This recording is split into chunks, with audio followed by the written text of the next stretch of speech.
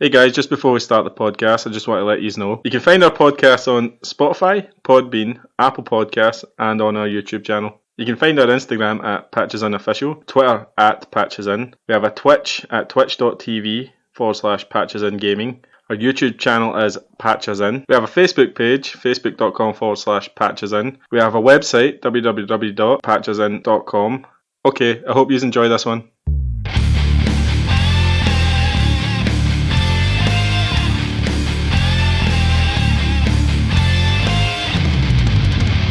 Hi everyone, welcome along to this week's episode of the Patches In podcast. We're on episode 25.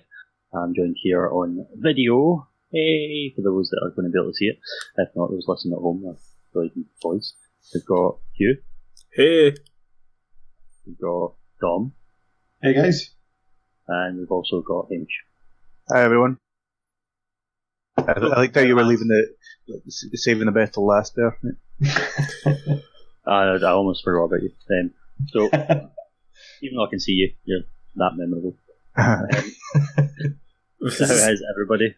Start off with Dom. Start with me. Oh man, I'm alright. Can only self-isolate so much before you would start losing your mind, I guess. But thankfully I've been having a lot more meetings on like Discord or Zoom or all these other apps to like keep in touch with everyone at work and that. But yeah, I'm doing alright. So keeping busy. Good stuff. Keeping sane. Trying to, mate. Trying. What about yourself, Hugh? How are you coping? Just a little crazy, but that's normal, to be honest. I went out for a 2-hour walk today. That's how desperate I'm getting. Exercise is my output now. That brings you up to like 2 hours your entire life. Well, it was a good walk, but we walked on the cycle path, and there's just loads of people like they'd see you coming and then they'd start like walking up the hill to get away from you and leave like 10 metres between you and like there was a lot of panic. Like everyone decided to go for a walk at the same time. That's how it should be, you know what I mean? Like keeping the distance from people. Yeah, I know. It reminds me of when I was like 17, 18 and I looked even rougher than I do now, and people would like, leave a wide berth when you were walking by them or like cross to the other side. I thought that was because of the smell. Hamish's laugh was the unhappy laugh. It was the And so actually still managing to get out though. It's a wee bit difficult for me here. I've not really got an awful lot of child-friendly areas to be going walking with. You've got quite a bit of land about you that's nice for doing that. Yeah, it's a lot of green around me, which is good. But also I don't have a lot of like amenities. There's no shops really. But I suppose that is also good because I don't want her as infected people. Yeah, definitely not. So, yeah. Hamish, how you coping? Well, I'm still having to go to work all the time, so it's kind of normal. It's the most important I've felt my whole life. Essential. I'm doing alright. It's still boring, because we're only allowing so many people in at a time and stuff like that. And obviously when I'm not working, I still can't do anything. Like, a lot of pubs have shut down because they don't have my business to keep them open, You just need to get on with it, don't you? Just do shit like this and to fill your time, stop you going mental. Whoa. Shit like this? It's a colloquial term for stuff, mate, right? Yeah, no, I get it. Stuff like this it's a nice wee break from what has been happening. It's a good form of escapism. Well, none of you guys have any other friends, so it must be tough for you guys waiting for this podcast. It's a highlight to my week, mate. How dare you? My friend's right here with me. It's Pam. It's Palm Sunday. It made me think of you, Ross. What about yourself, Ross, then? Yeah, I've just playing computer games as best I'm able to, between that and having a new child. Yeah, we were playing Modern Warfare last night, and I was checking Ross's stats beforehand because I was waiting on him leaving a game. He's played it for 224 hours. King hell. Like, and that's more time than I put in any RPG ever. That's definitely probably double I've put in any game. Maybe not like World of Warcraft or a game, like a long-term game, but any action kind of. I'm starting to get really bored of Call of Duty a lot of the time, just because I don't really like the Battle Royale, so I don't know, I might put it down for a while. You can still play multiplayer, I know, but that's what I say, I'm bored playing that as well. I've been playing it a lot. I've played it for 3 days, something like 70 hours or something, so it's the rookie numbers compared to Ross, but still quite a lot. Yeah, but if you think you obviously love your FIFA. You play FIFA constantly until the next one comes out. So yeah, even then, it's not like any game. It's just Call of Duty specifically. You just find boring eventually. Well, FIFA tapers out as well. When I go through peaks and troughs with it, I haven't played it in a couple of weeks actually. But Call of Duty especially gets to a point where I don't feel as good coming out of games, even if I'm winning and stuff like that. I'm just like, I could be playing something else more interesting. But you're still getting some gaming in as well, man, with the newborn too. Yeah.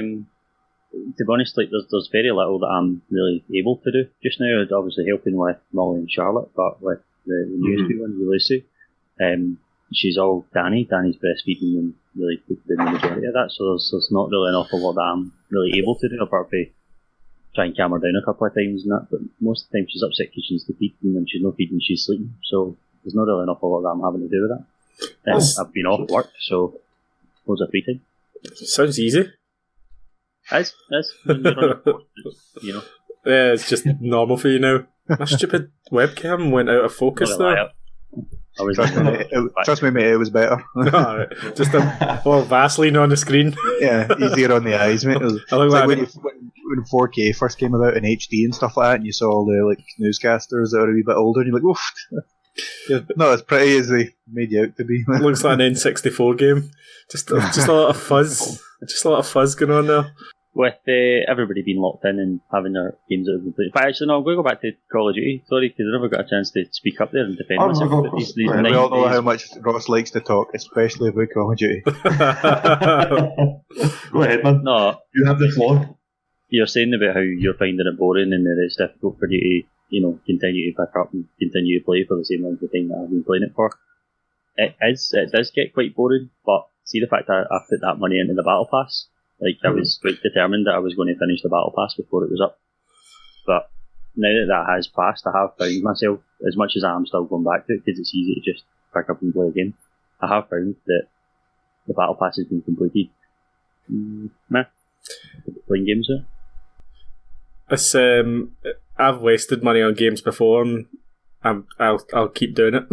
I've only at level 40 on the Battle Pass, and I'm happy. I don't need to complete it. There's nothing on it that I really want. I use the same set of guns all the time, so I'm not really fussed. It's just kind of it's like that's one of the things that they do just to get you to play is to make a battle pass and things like that. And I think it's been particularly brutal. I remember playing Black Ops 4, and the battle pass was you could play basically their version of Warzone, their battle royale thing. And you would be about 3/4 or sometimes a full tier, whereas Modern Warfare just seems a bit more brutal, and they obviously have people that plan these things out, right, how much are people going to play? They'll fall short about here, so they'll buy some skips and stuff like that, so they're making money that way. They're also keeping people interested until the next, Battle Pass comes out, the next season, as it were. I know that was why Ghost was there. It was to attract people to the Battle Pass, which worked because I bought it, but it was just a skin. That doesn't change your, gameplay, your enjoyment of the game really much at all. Maybe oh look, he looks cool. He's got this different execution and stuff like that. But really, at the end of the day, you're playing the exact same game. Yeah, it didn't make any difference to me because you don't get to see your skin.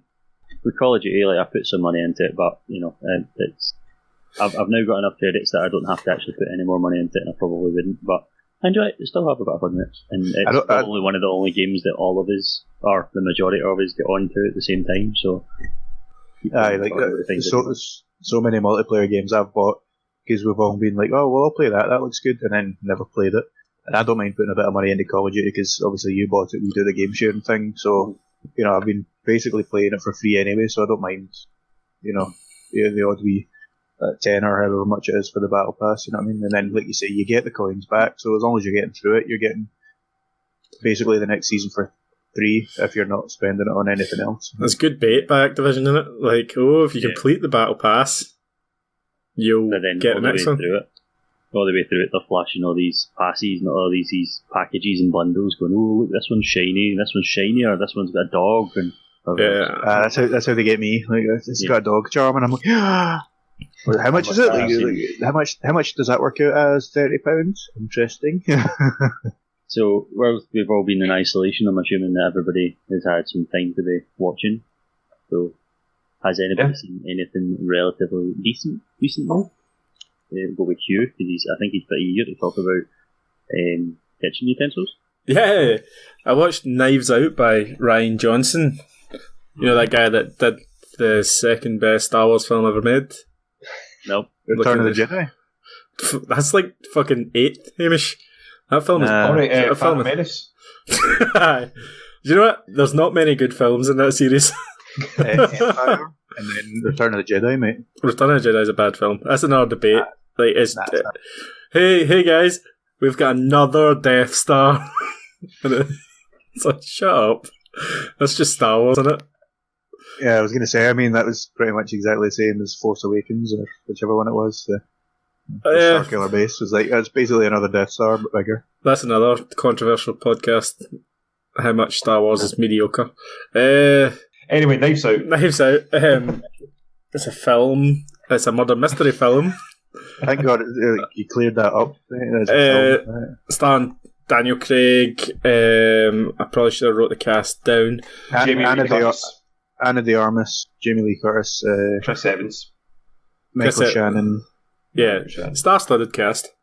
Yeah, all of them excellent as well. Like every single character was well played. Well, it's a murder mystery where you know what happens at the beginning, and you're trying to. Well, you think you know what happens in the beginning. Because you're obviously taking the journey with the characters, you're seeing it all from all angles and that, so you think you know what's going on, you know what I mean? Yeah, so you think... It's a murdery mystery where you see the murder happen.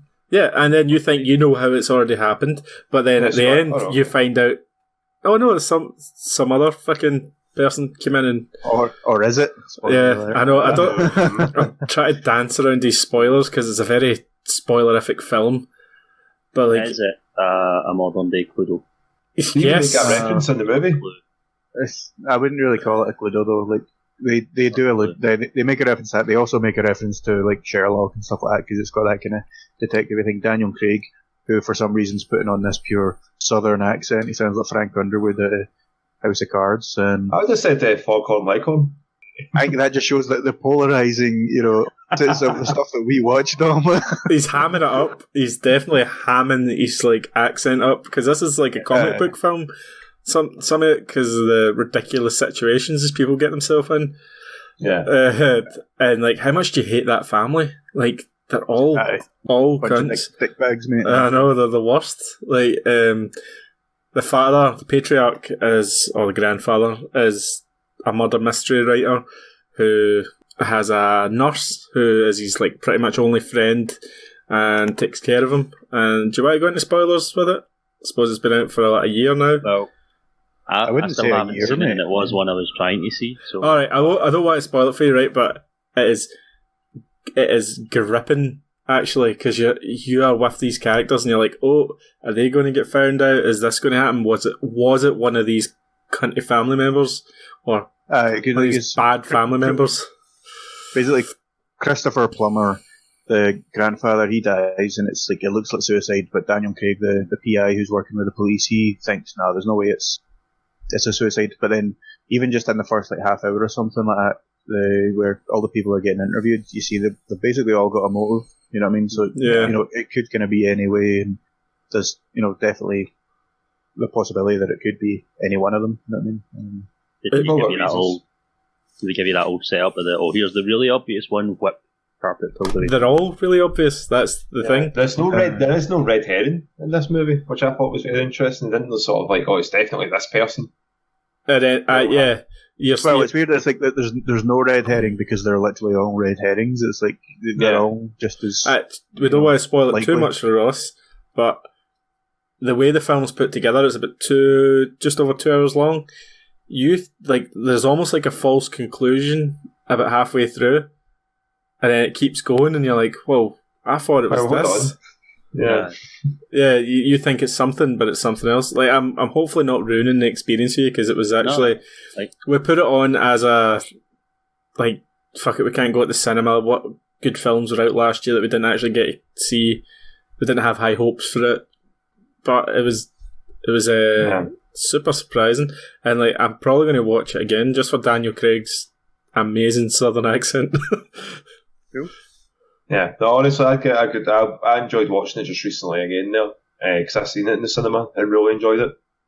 I heard a few people say it was pretty interesting to hear Daniel Craig or Chris Evans having a different sort of role to play than what he usually is. Yeah, he's usually like Captain America. See, just seeing Chris Evans these days as not Captain America was just weird. Yeah, it's jarring. Yeah. I love Michael Shannon as an actor. He's brilliant. Mate, I loved him in Man of Steel, as Zod. I thought he was amazing as Zod, and he's just so menacing. His face is just he's a villain. He just looks like a villain, and everything he's in, even when he's a good guy. But, his voice as well. You know what I mean? You can really convey a lot of emotion with his voice. You know what I mean? Yeah, but I really enjoy. Ryan Johnson's talented, super talented. Just don't ever do a franchise film. Just do your own thing. But go watch it, Ross. It's brilliant. Have you seen anything, Ross? We managed to. What have we managed to watch recently? We watched Sonic. Managed to get the kids sat down. Watch Sonic. Although I think it was mostly me that watched it. I don't think they did that first. And we also tried to get them to watch Onward as well, which is pretty cool. That's Chris Pratt and who's Spider-Man? Tom Holland. Tom Holland. Yeah. Not gonna lie, man. That was Tobey Maguire is Spider-Man. How dare you? Andrew Garfield. Yeah, nope. How do you kick someone out of chat? Onward was awesome, really, really good. Not gonna lie, there was quite easily fucking tear jerking at the end of that, man. It was a good premise, wasn't it? Yeah, it was really cool. Me obviously being quite a fan of tabletop and RPGs and things like that. The whole reference to D&D in it was pretty cool. Again, it was not what I was expecting when I was going into it. Anything to do with Dungeons and Dragons and Chris Pratt acting a lot like Jack Black. I think I said that in the last podcast, not that podcast, but one before. It's a good sort of role to get into. He was Jack Black in Parks and Rec though. Basically, yeah. He was on that trajectory of being the funny chubby guy until Marvel got a hold of him and gave him muscles. No, muscly funny guy. Yeah, 60 pounds or something like that in 6 months or something. Just stop drinking beer.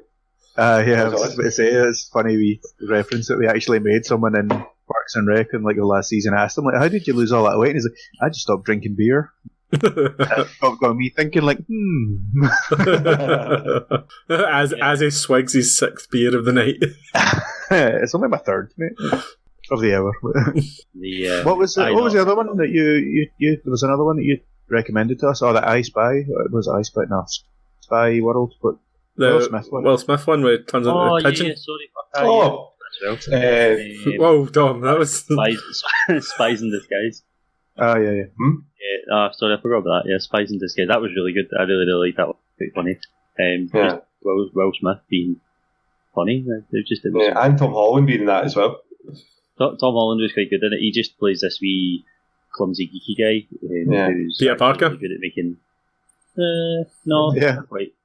Well, it's more like he makes inventions that don't hurt people. Where Will Smith's like, do we got to kill everybody? And you're like, wait, what? It's like Peter Parker being a geek, and then it's Friday, instant kill mode on. But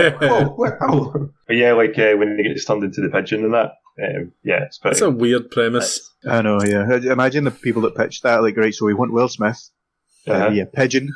He's been worse. He's been a genie. Yeah. He's been fucking. He's been a fish in Shark Tale. Yeah, exactly. Yeah, Pigeon could work. Well, apparently it did work. Apparently Ross is saying he enjoyed it, so.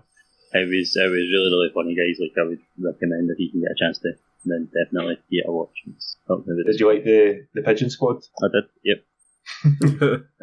You're alluding to things that we don't know about. No, He's teasing us, mate. He's bringing me in now. I'm like, Pigeon Squad, I ain't know what the fuck that is. He's on his experiments that he's doing. He's got this wee female pigeon that he's doing experiments with to try and figure out this transformation thing that he's got. So he's trying to get the potion basically to work so that it can turn them into something else. And he does it sort of by accident, turns them into. If you've seen adverts, you'll have seen the sort of scene. Yeah, turns them into a pigeon. And turns into a pigeon. But immediately after that, see the whole I can see you and my ass at the same time. Like he's just. But then, because he's a pigeon, he needs to have a flock, and he ends up with this wee flock of pigeons that are like this is a gang, and there's about 3 of them. So there's the girl, there's this big massive one, and then there's this really stupid one. You know, the one that always tries to pick up the cigarette butt, like plasters and stuff like that. I think he's got a lollipop stuck to his head for the whole film. Yeah. So basically, the Hugh of the group. That's not funny, Hamish. I like lollipops. But yeah, the whole thing is pretty good, man. It's a good movie. You watch a lot of kids' films, obviously, because of the amount of kids you've got. Funnily enough, yeah, you know, having my 4th child now, yeah. You've almost got. Oh, you could have a 5-a-side team. You're obviously captain. Yeah.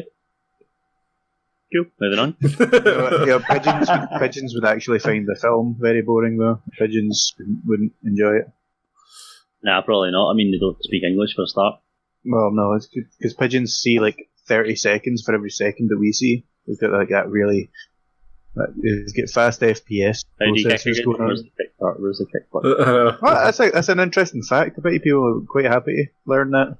Nah. It makes one of your stories, instead of seeming like, half an hour, seem like fucking 3 hours, mate. I enjoy this. I enjoy this anger across the podcast. And you can't control it. You can be a keyboard warrior, and You just have to fight it out on like Mortal Kombat 11 or something like that.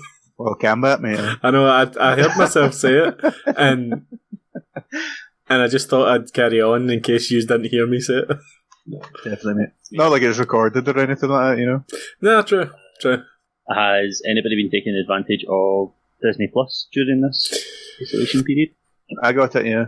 Yeah, I've got it, and Sinead's been doing nothing but watching all the documentaries on it.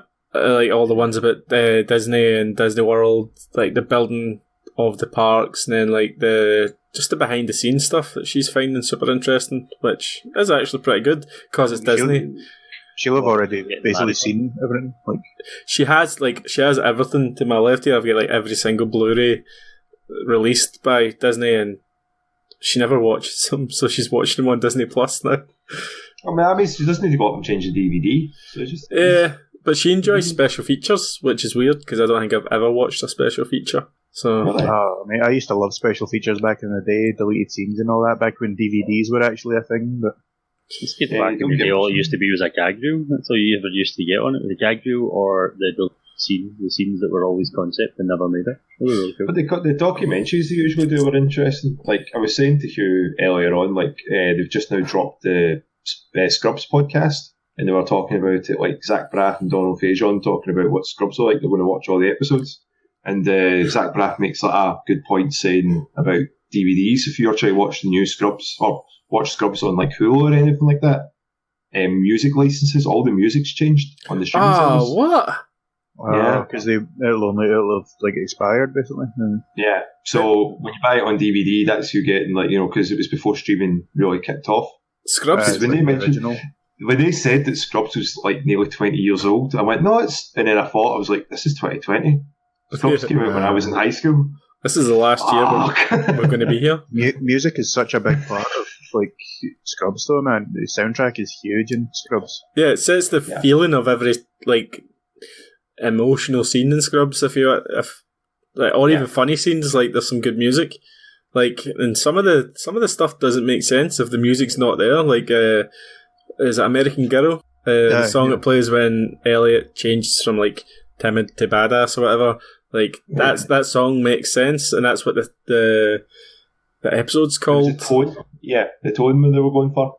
Yeah, so I've got them all on DVD, so I'll always have that. But like, that's why streaming's weird and won't be as good ever. If you know what I mean, it won't be ever as good, especially because they can just remove it at any time. That's streaming life, innit? That's why you still need a DVD and Blu-ray collection, even if you've got Netflix and Disney Plus. Yeah. The only thing, Ross, to answer your question about what was the question? Advantage of Disney Plus is I watched like the wee short where there's like the wee bird on the beach just to see that it was working all right. Yeah, I think that's it. Yeah. And then I've been watching the Piper. Piper, yeah, it's Piper, yeah, because it's wee sandpaper. And I've been watching the final season of the Clone Wars, which I feel like I've seen before, but then I was like, where would I have seen this before? Because it's brand new. Aye, it's brand new, yeah, but I think maybe just it was that long ago that I actually watched the Clone Wars, like the original kind of one. It's maybe just samey episodes, but I'm enjoying that, and it's just nice having it all there. You know what I mean? Like not fucking about waiting a week for episodes or anything like that, even though you have to do that with the fucking Mandalorian, which is which I still don't understand. I know. Yeah, if you really want it, you can just download it. I mean, that's true. The really annoying thing with it just now is I know they've only just released it in the UK, but they announced that they were going to be releasing Frozen 2. I know that's not a big thing for you guys, right? But I told the girls that when we got it, we're Frozen 2 because it was all over the internet saying that Frozen 2 was getting released early, and it's an American release. So it's not getting released here any earlier. It might be, but it's not. They've not announced an actual date for it. So it's came out. It's on the American Disney Plus, but it's not here. And the same like you were saying with the Mandalorian. Mandalorian's 7 episodes in already, whereas it's only just released the 4th episode. 4, yeah. Wait, can you use a VPN? Can you use a VPN? I remember back in the day using that with Netflix and just being amazed. Like going back like 7-8 years now. When Netflix first started, and it's like just a huge library of stuff on the American one. And I was like, this is fucking shite. But obviously not for me because I had an American one, but it's crap for people that didn't know how to do that or couldn't have access to a VPN. You know what I mean? The thing is, with mine, I've obviously got mine all through all the television, so I don't know if you can apply that onto a television. You can apply a VPN to your router, so like everything that comes to the router is like American or whatever. You must still have an account though with Disney Plus, so you could. Like on your laptop, you could log into that with a VPN. Do that on the TV. You should leave your laptop with your kids, mate. Great idea. I was watching a lot on the Disney Plus the Muppets stuff that's on it because they've got the movies and the Office TV show on it as well, which is awesome. And then you forget all the guest stars that are on in the movies as well. Is it? Have they got Treasure Island? Muppets Treasure Island? Yeah, all the Muppets movies are on. That is some film, by the way. I love what's it? Tim Curry. He's brilliant in it. I suppose he's brilliant in everything, but I love that film. Did you ever watch the TV show Black Sails? No. It's like set. It's basically like before Treasure Island, and you know, like it's a prequel. But I watched that. Loved it. There's only like 4 seasons, and I was still pure in the mood to watch pirate stuff and that.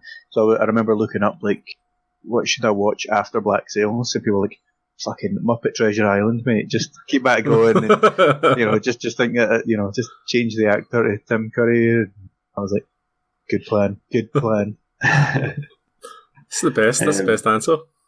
Huh? Exactly. Yeah, there was a really strange joke that was in it. It was like them showing off, like the Eagle guy and this inspector showing off who has the bigger badge. Yeah, for it. There's that wee joke like that, right? And then out of nowhere, James McAvoy comes in as a UPS driver. Goes like, "Oh, there's a delivery for you," and he opens up and it's like a giant badge, and that's the joke. I'm like, what's that, James McAvoy? Hold on, got a big package, mate. Yeah, UPS package. And Tom Hiddleston was in it as well. It's a wee cameo with a mustache. It was Lady Gaga was in it for some reason. Is this the Muppets show or the Muppets film? Muppets Most Wanted. It was the sequel one. Ah, right, okay. Ricky Gervais was in it. Yeah. I think he did a couple of Muppet things. I think I remember seeing Ricky Gervais, or maybe it was just that one that I saw. But I was probably getting advertised at fuck over here because it was like them going across Europe and stuff like that. So they ended up in London and stuff like that. Is it not like a French Kermit the Frog? An evil, it's a Russian. Evil one, yeah, it's Russian. I have seen that. I am Kermit the Frog. Kermit the Frog. That's where the meme comes about with like the Kermit looking at the one with the hood over the top. Yeah. I wondered where they got Kermit in the hood. I've got a wee Kermit over there. But yeah, that was sticky. Hi ho. Hey everybody. Sick freak gross. I in fact, no. What I actually wanted to get was a Kermit hand puppet. Yeah. So I had to shove my hand up his ass, but couldn't find one anywhere. And well, I found one, but it was like £100 or something like that. It's not worth sticking my hand up anyone's ass for that much. No. Steaming programs, mate. I'm on one all the time. So we've been watching Disney Plus. Anything interesting on Netflix recently? You know it. Tiger King. Hello. Yeah, he might know it because we talk about what we're going to talk about sometimes, but the fucking listeners don't. Yeah, everyone's been watching Tiger King. I've only watched like 3 episodes so far. I'm only like 2 in. And at the end of the second episode was pure sad. They were talking about euthanizing them and stuff like that, and I was like, oh. I need to leave this and then talk to these dicks. Am I the only one that finished it then? It's long, man. I didn't expect it to be 7 episodes of 45 minutes. 7 episodes. 7 episodes at 45 minutes. That's a fair size fucking show. I've been working, so like, last night I watched Knives Out. Fell asleep at like 9 o'clock because I was up at 5, 6 after work, and then I only got a couple episodes in before we started this, but. Yeah, I will watch the rest of it, man. It's exciting. It's like episode 4. It was for me. Like I was like, no, I'm finishing this because it's just like they drop a bombshell on you, and you're like, wait, what? And it's interesting. I already know the bombshell because the memes are everywhere. They're unescapable. Well, it's not. That's not one of the bits for it. Like, yeah, there's memes that are going about, like, saying some parts of it. Like, I mean, all you need to do is do a Google search and it would bring up all the articles. Like, see this Joe Exotic? I was like, something about this guy's so familiar. And then they started playing these music videos. And I can remember my brother sending this to me going, oh man, this is what you should start playing, Dom. And it was like the tag of me. I'm like, oh, this is the same guy. Holy shit. The thing that gets me about it, right, is America, like, such a disparity in laws between different parts of it. Like, that in one part of it, a guy can just buy tigers and keep tigers, and no one says, look, mate, you can't have any tigers. Like, if you had a tiger here, someone would go, you can't have that tiger. That's going to kill you or someone you know. Like, America's the land of the free, mate. If you try and tell them they can't do something, they're like, oh, I'm all right. And rightly so. It's like the greatest country in the world. You're saying that because we've got American listeners?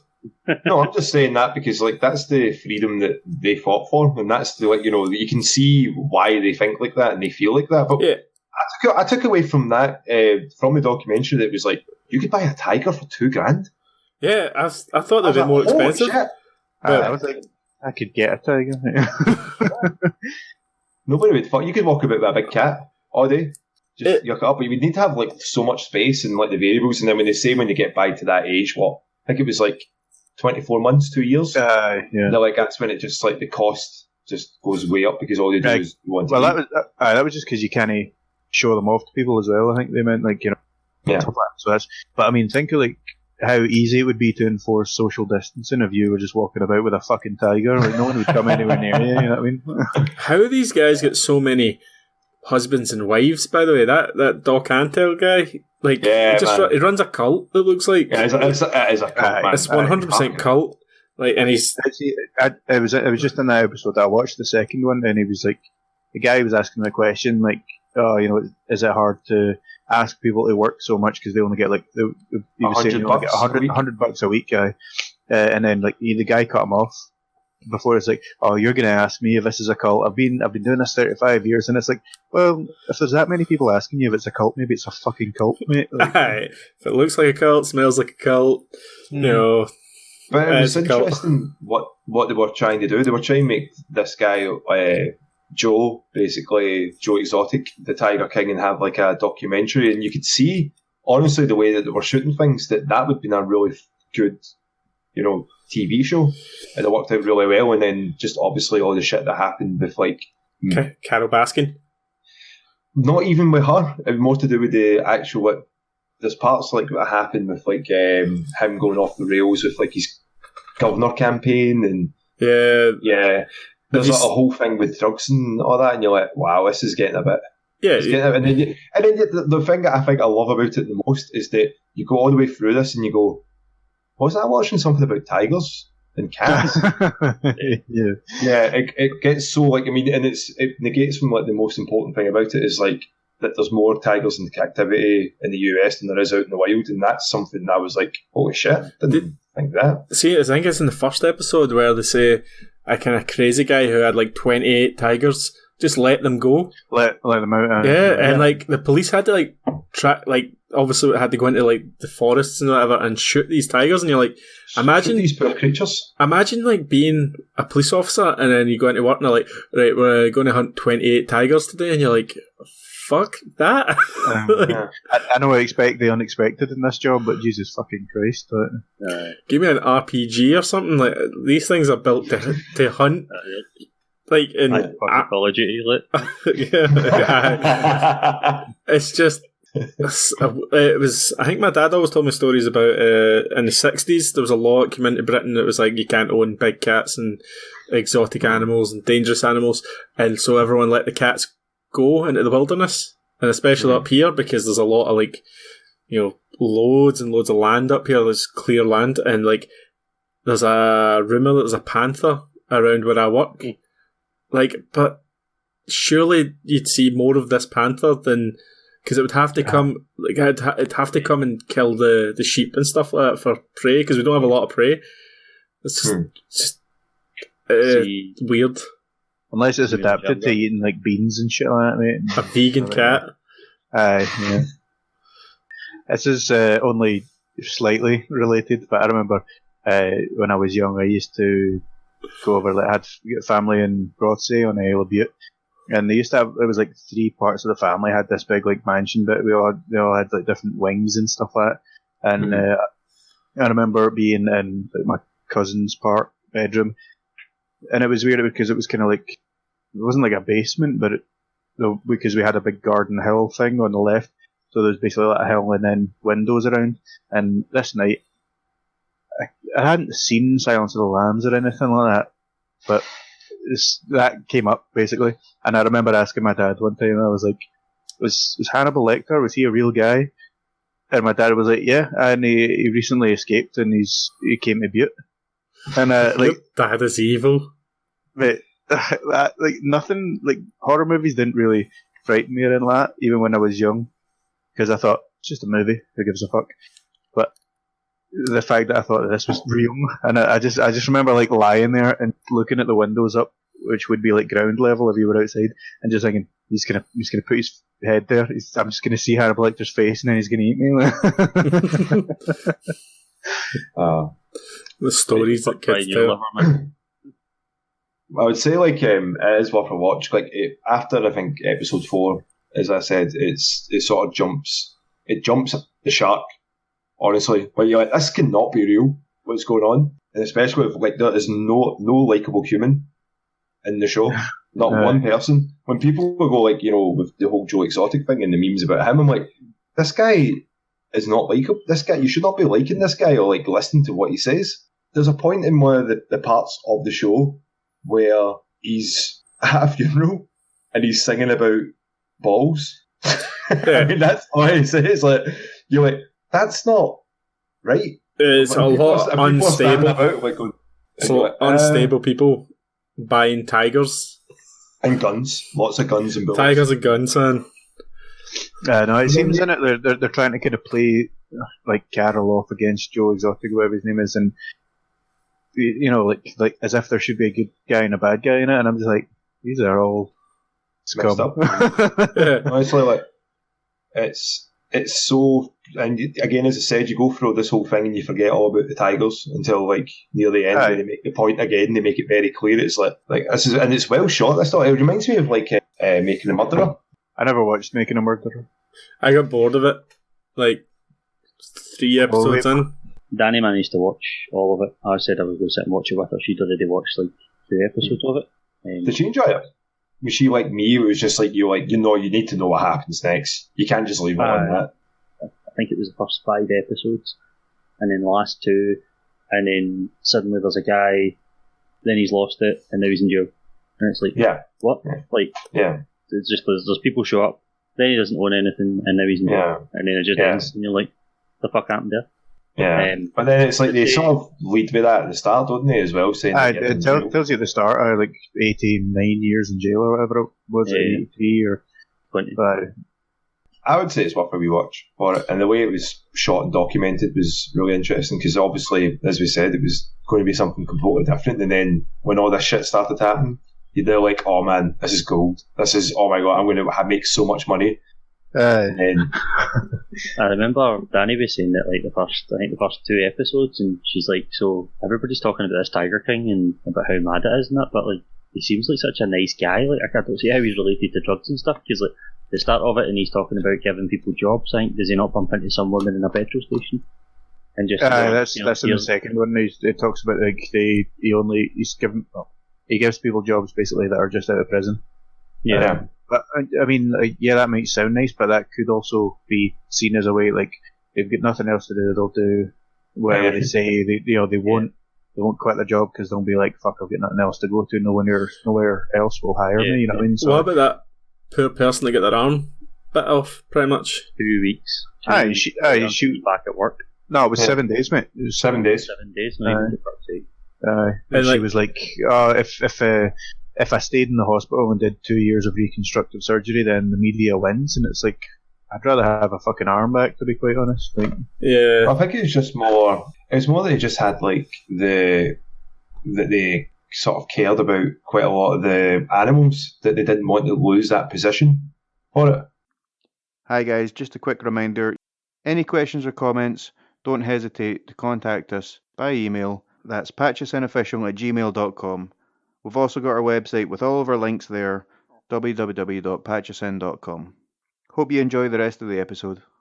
Obviously, with coronavirus and everything that has been happening in the world, there has been a lot of cancellations, a lot of delays on things. Hamish, I believe it was you put up a post on our Instagram the other day in regards to the delay of what's her face in Black Widow. Black Widow. Black Widow. Yeah, gutted, mate. I couldn't remember if that was old news or, but when I saw it put up by Marvel, I was gutted, to be honest. Still struck hard, yep. Because it was a lot of ones got pushed back, because like the first one was the James Bond one. That got delayed, No Time to Die. Yeah. That was like the first big one. I was like, okay, maybe, and then everything just came from there. Like Mulan's been pushed back. What's that other one? Because Bloodshot was supposed to come out in the cinema, wasn't it? The Vin Diesel one, and that's just went straight to Netflix. Yeah. Fast and the Furious got delayed as well. Oh no, we need more of those. Yeah, we need more of those. How dare you? Mate. The new Disney one with The Rock, because he's in everything. How that's got delayed as Jungle Cruise. Yeah, man. Why did they pick the worst Disney ride ever to do? Like, Jungle Cruise is like the most boring Disney ride. But they obviously thought Pirates of the Caribbean, that was based on a ride, and that did really well. Made like fucking 5 films or something at least of it. The first 2 were really good, yeah. What about the Eddie Murphy Haunted Mansion? Haunted House? Haunted Mansion, mate. Haunted Mansion, sorry. Haunted Villa, I think it was. Well, the ride's called Haunted Mansion. Nah, I think it was Haunted Apartment. Right, I think it was. Haunted Maison. Yeah. I've been here a lot of fucking Disneys. I've seen a lot of Disney. Not even that though, like we're talking about the movies, but I remember obviously before all of this coronavirus nonsense, like things like Cyberpunk getting delayed. In fact, that was a question by Danny asking when it was going to be out, because obviously it was meant to be April, which would have been fucking perfect with all this extra time that everyone has. But nah, it got delayed till September 17th. The 17th of September. Jason's birthday. Yeah. That's been delayed because they want to make sure that it's good when it comes out, though. That's not because they've had the. That's fair enough. Like, that's what I'm saying. Like, this was obviously before the coronavirus thing. It's just 2020 seems to be the year of the delays. You know what I mean? Like, everything's getting fucking delayed. The Last of Us 2 has been delayed as well because of coronavirus, and it doesn't have a date anymore. It just says indefinitely, which is kind of annoying. Yeah. Uncharted movie got moved back as well because that was supposed to be. No one cares about Uncharted movies, surely. Not at this point. I do. I'd quite enjoy seeing Mark that. Wahlberg's going to be in it. Fucking No, he's not. He is. Why would he be in it? Why wouldn't you be? He was fucking Max Payne. Yeah. Yeah. That movie. That was a bad movie. So good. It could have been so good, man. I love the Max Payne games, man. Maya Kunis in it as well. Yeah. Just having a wee quick look at some of the films that have been delayed because of this, and I mean, I believe we're taking such hits as the Minions 2. Wait, is there not already a Minions 2? It's like the 7 Minions movies or something. No, but he's the other one, and there's Despicable Me movies. Yeah. Yeah. Peter Rabbit 2, that's been delayed. That looked awful. Impossible's been delayed. The Batman's been delayed. Mulan's Oh, that's right, the Batman. Forgot about that. Because they were filming that in Glasgow. Fast and Furious 37. Robert Pattinson, Batman, isn't it? Yeah. Wonder Woman. Wonder Woman. The next Matrix. Avatar. Top Gun. Top Gun. Oh, Maverick, yeah. No, It's the end of the year that's been pushed back to. I'm kind of looking forward to it, to be honest. I like Tom Cruise. Yeah. That Even though did look like... he's insane. Yeah, it did look interesting, like, because he basically does all his own stunts, because that's all he wants to do now, is like, I want to show people I can do all these things. He asked the US Navy if he could fly an F-18, and they went, no, that costs over $1 million. Like, well, it probably costs well over $1 million. I don't know exactly how much an F-18 fighter costs, but they were like, no, Tom Cruise, we'll just put you in with someone who knows what they're doing.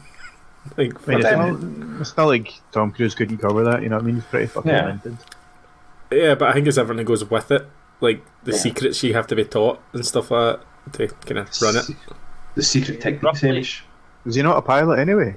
He is a pilot. I think there's a difference between small jets, though, and... Oh, of course, yeah, but I just mean, like, he wouldn't be the... I thought it was a commercial. It was the same as Travolta and all that he could fly a commercial flight if he wanted to. I think he can, yeah. I'm sure there's a massive difference between commercial flight and a small super-powered jet, though. Right, like, so Tom Cruise's net worth is 570 million and an FE 70.5, so yeah, he can afford a few. Yeah, 70. What about the insurance you'd need for that as well? Like, Scientology will cover it for him, you know what I mean? Looking at it here, the total procurement program is 48.09 billion. But, you know. Yeah. If there was a religion that said to me that they had a fighter jet in it, I'd go for that religion. Definitely, man. Yeah. I've only just seen that David Attenborough had a documentary coming out called A Life on Our Planet that to Netflix on the 16th of April that's been postponed. Don't know about you guys, but I fucking love David Attenborough documentaries. They're just he's a good boy. Amazing. Right. Yeah. Let me see if it's coming out on the 16th of April, right? Which currently is 11 days away. Surely it's all fucking been recorded, all been edited. All the post production is done. So and now is the best time because people are staying home. Why would you postpone that? I think maybe some of the voiceovers still needed to be done. It needed to be done. Be do those voiceovers. I was trying to say it quickly before people interrupted, like that. What they may be doing is like they're releasing episode because they were saying they were going to try to do the same as like Disney and Amazon have been doing, like week to week.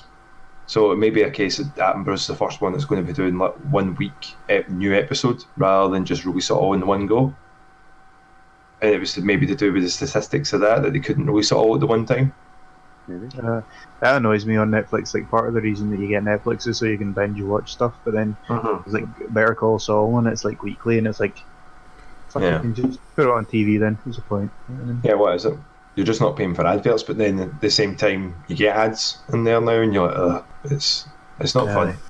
Yeah. What do you think about that, Hugh? I think it's quite good though, because if you binge watch Better Call Saul, you miss out on thinking about the major points in every episode. Like, because that's the problem with binge watching. Like, you remember the beginning and you remember the end, and the middle gets a bit shaky. Well, is it not more to do with people's writing? Well, you don't write for binge watching. You write for a beginning, middle, end of an episode. So if you're getting a 6 or 7 beginning, middle, ends, it's going to feel like it's going to feel kind of mishmashy all the way through. Depends on whether you're waiting for an episode that's going to be released weekly or an episode that's going to be put on Netflix to binge. I don't think anyone writes to binge though. Well, maybe they didn't, but in modern day, and well, how do you know when it'll be released? Binged. It's kind of short-sighted to do that though, because if you're writing to binge, then you're almost writing a super huge film where your middle parts don't actually make sense on their own. Like, I don't write. I'm just spitballing. Yeah. I'm just trying to throw in a wee argument to what you're saying. Yeah, I know. I can guess that. I think every single episode is meant to be a contained story. So a badly written show would have a middle episode of a season that doesn't actually have any. Isn't useful on its own. If you know what I mean. A bottle episode isn't a good episode. It's a clip show. Yeah, a clip show. A lot of I think it was what was I remember what's his name? Game of Thrones probably. So a lot of the episodes with those that were really good was that when you finished that episode, you wanted to know what the next episode was going to show because it was finishing off with something to start the next episode with. A cliffhanger. Yeah. So with all the gaming delay, the movie delays, anything we've heard gaming wise? Last of Us 2, we already said it. Last of Us 2 got delayed indefinitely from its May 29th, and so did Iron Man VR. They all got delayed indefinitely. The one game it didn't get delayed and actually got released early was Final Fantasy VII Remake. Yeah. There's a fucking mute button. Jesus.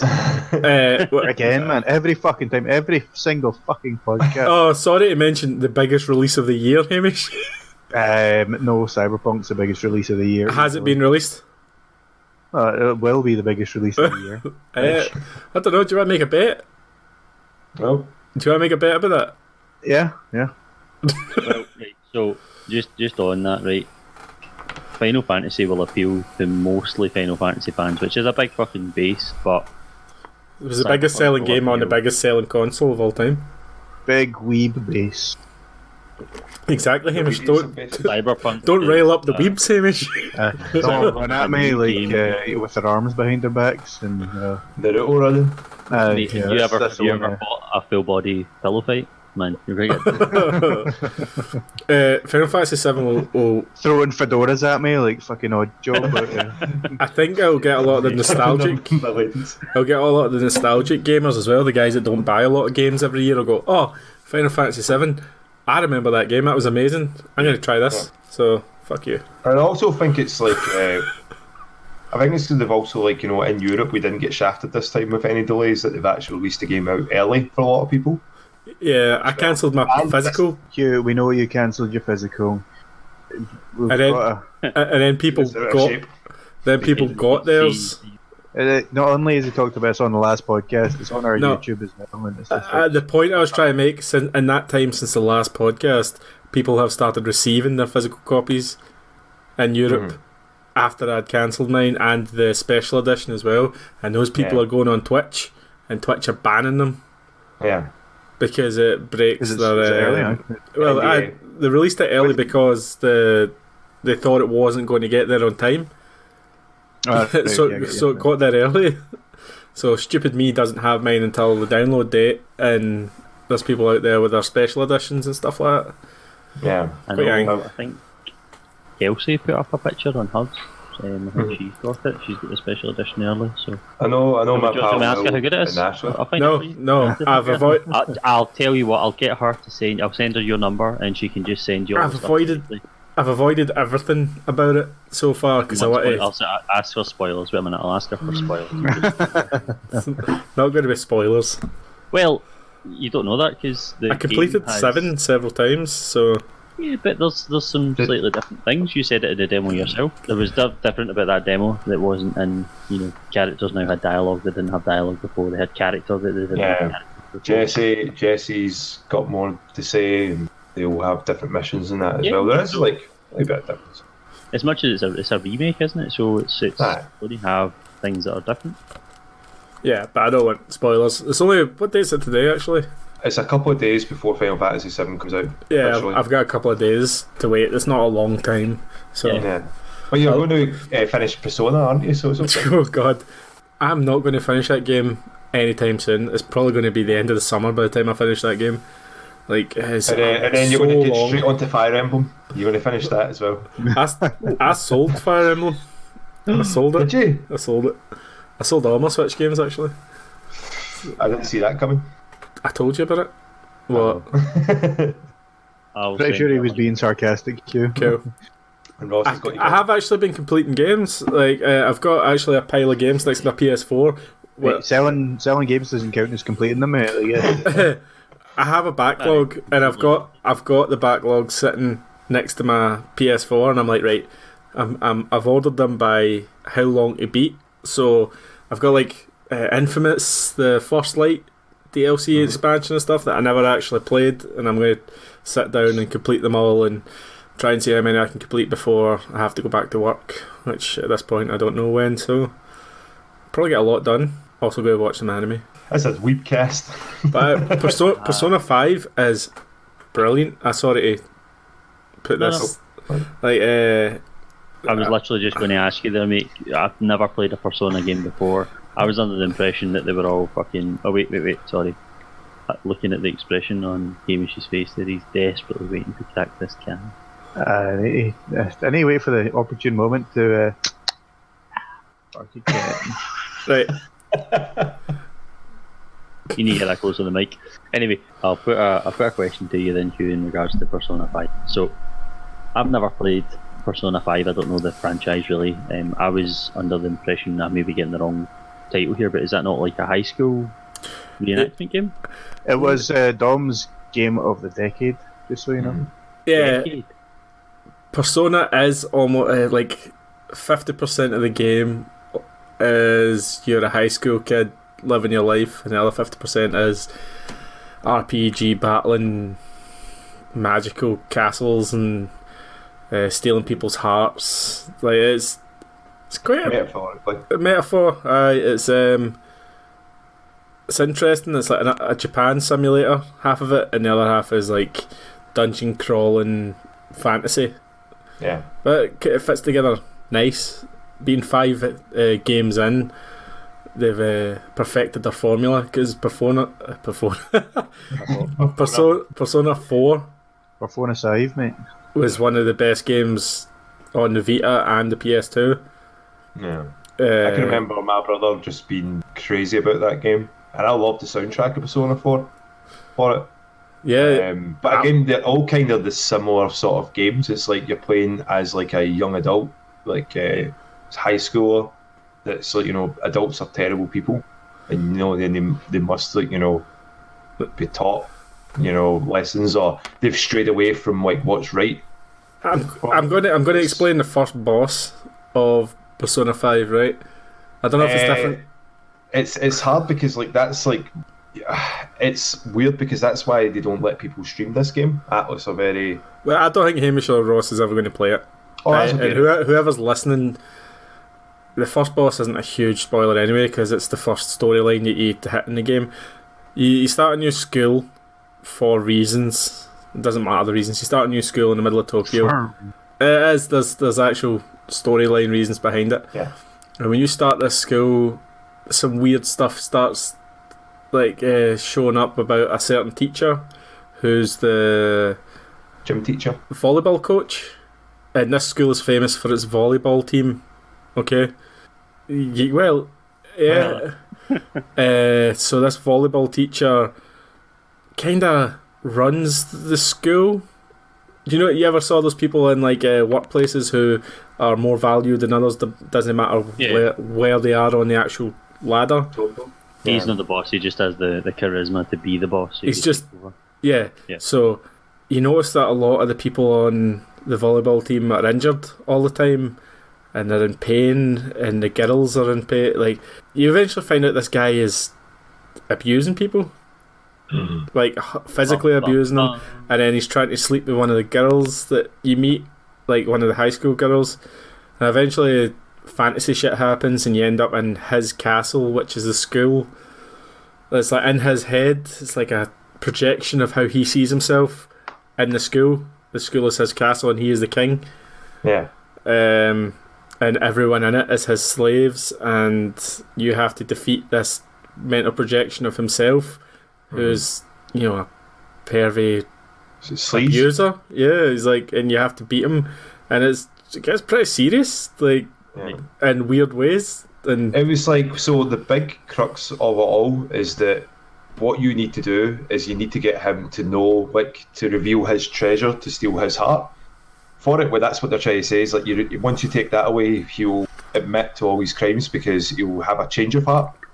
Right. And then be like, okay, and then feel bad and go, fuck, I've done all these horrible things. But the only way that gets set off is that a student that he's been abusing tries to kill herself. Yeah, that was a wild scene. Yeah. Like, I was not expecting that.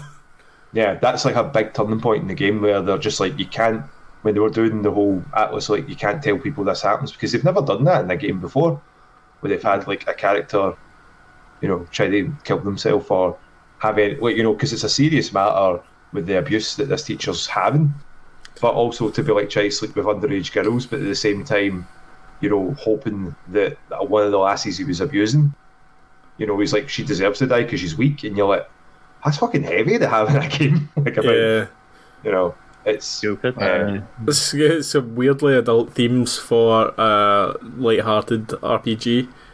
Yeah. It's super long. Like I told you before, 100 hours story, and then obviously more than that for all the side stuff. And I'm 10, 15 hours in, and I've just beat him.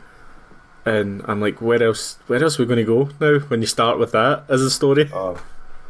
Man, it gets really good.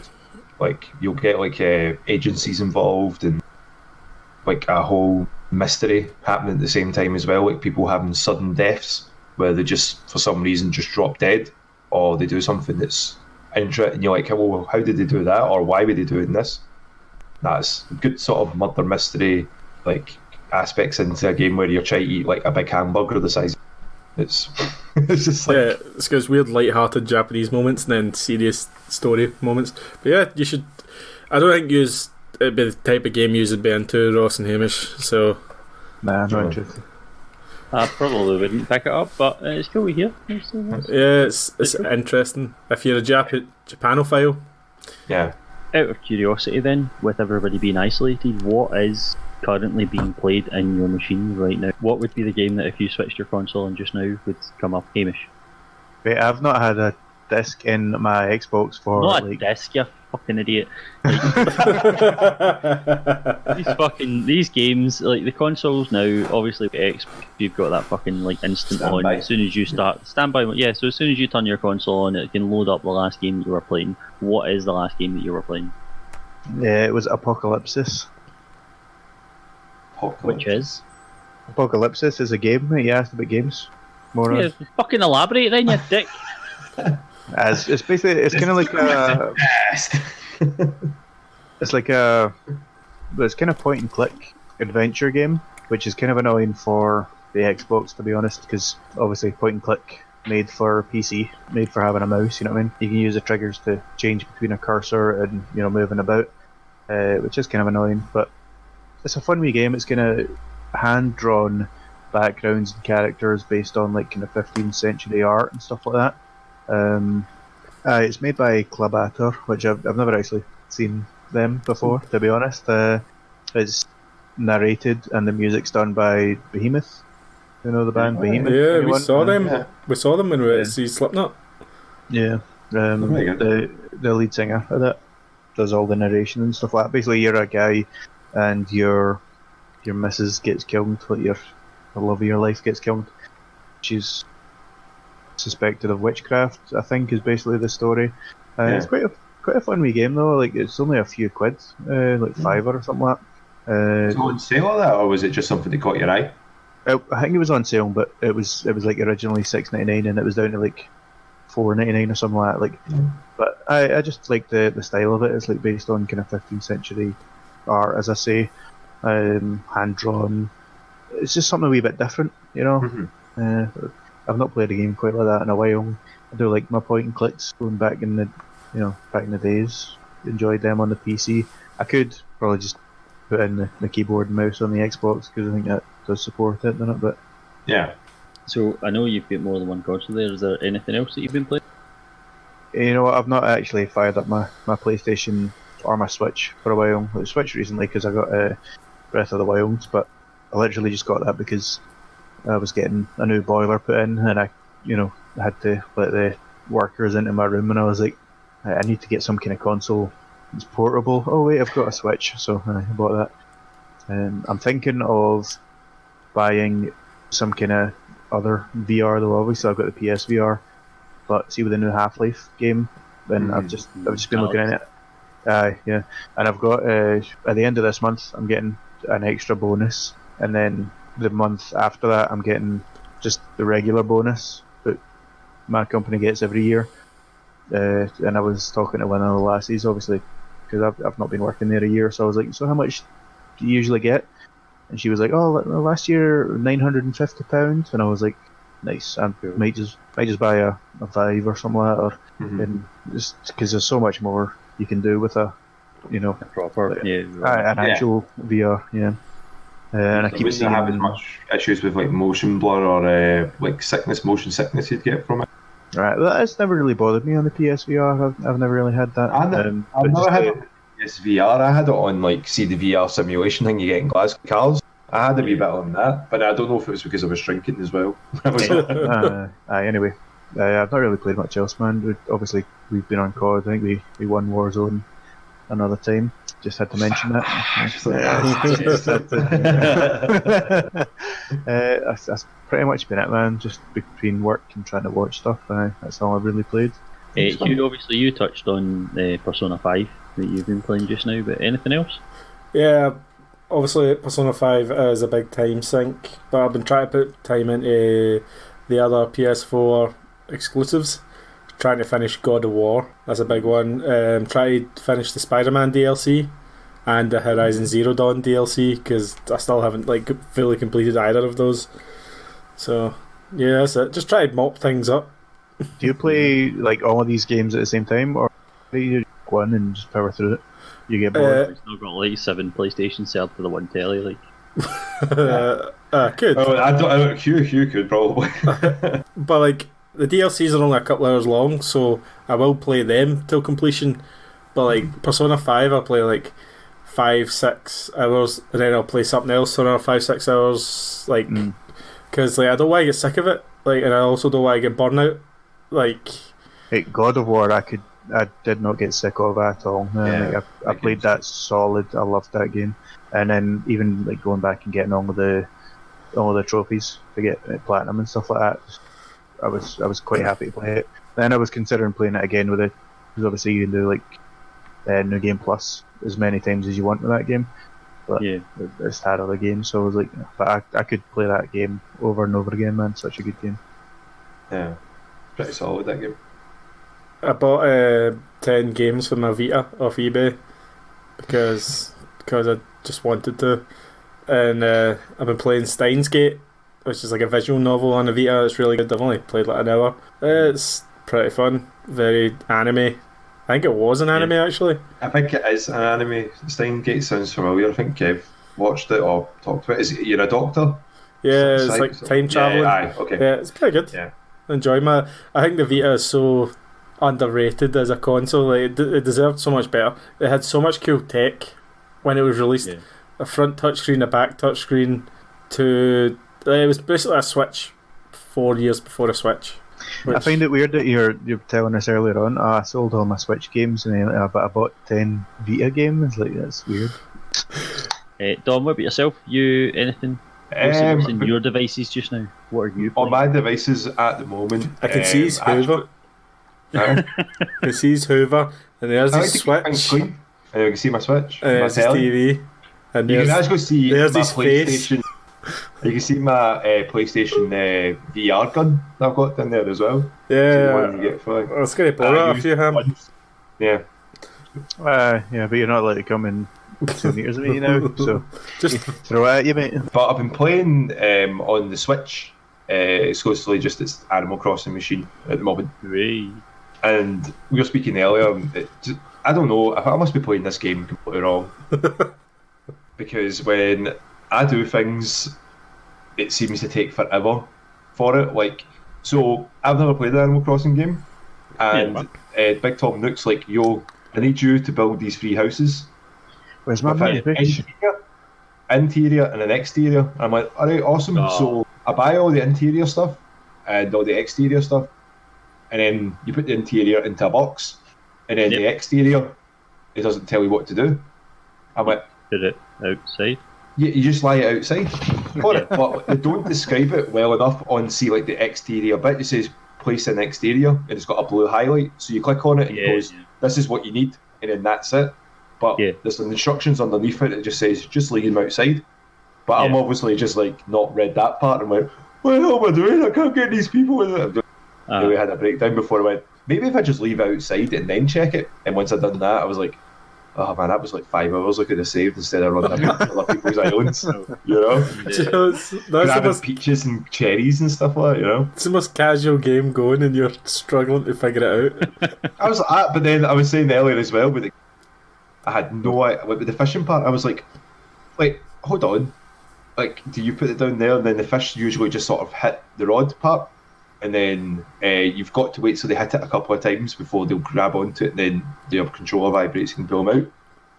I didn't know that that's what's supposed to happen. So at first, they would hit it, and I would pull my rod away, and the fish would just swim away. I was like, see, to be fair, man, like most fishing mini games in games, is as soon as they hit it, you pull it up, and that's when you catch them. So that's fair. This is where these amateurs, these mini games. No.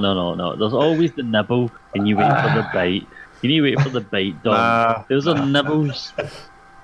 You played fucking Red Dead. You know exactly what I'm talking about. Nibble, I can't remember bite. fishing in Red Dead, but yeah. It's always the same in every game. There's a nibble, and then a bite. Yeah, a lot of games, as soon as they nibble, you need to just pull that shit out. So the reason why I didn't get that right for the longest time is because the first couple of fish that I got from an Animal Crossing, they immediately went for a bite.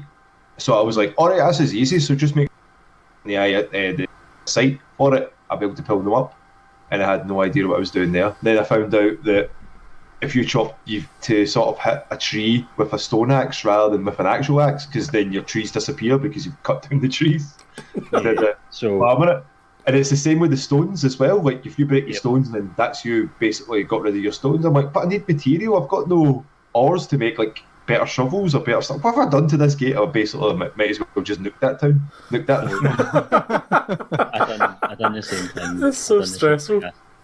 I started Animal Crossing. I done the same thing as you. I went around, I ate some fruit, and I seen that. So in the top left, for if you haven't played or haven't seen, in the top left you get this wee diagram, and it's a wee 0 of 10. And anything you eat a bit of fruit, it adds up 1, and it keeps adding and adding until you get 10 out of 10. And I thought, 10 out of 10, that's what you want. Why would you not want 10 out of 10? Yep. I did the exact same thing.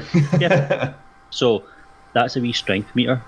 And your strength meter allows you to destroy stone or fully pick up a tree with a shovel and put it in your pocket. So you can just totally uproot a whole tree and put it in your. But you need to have strength. As you do, aye.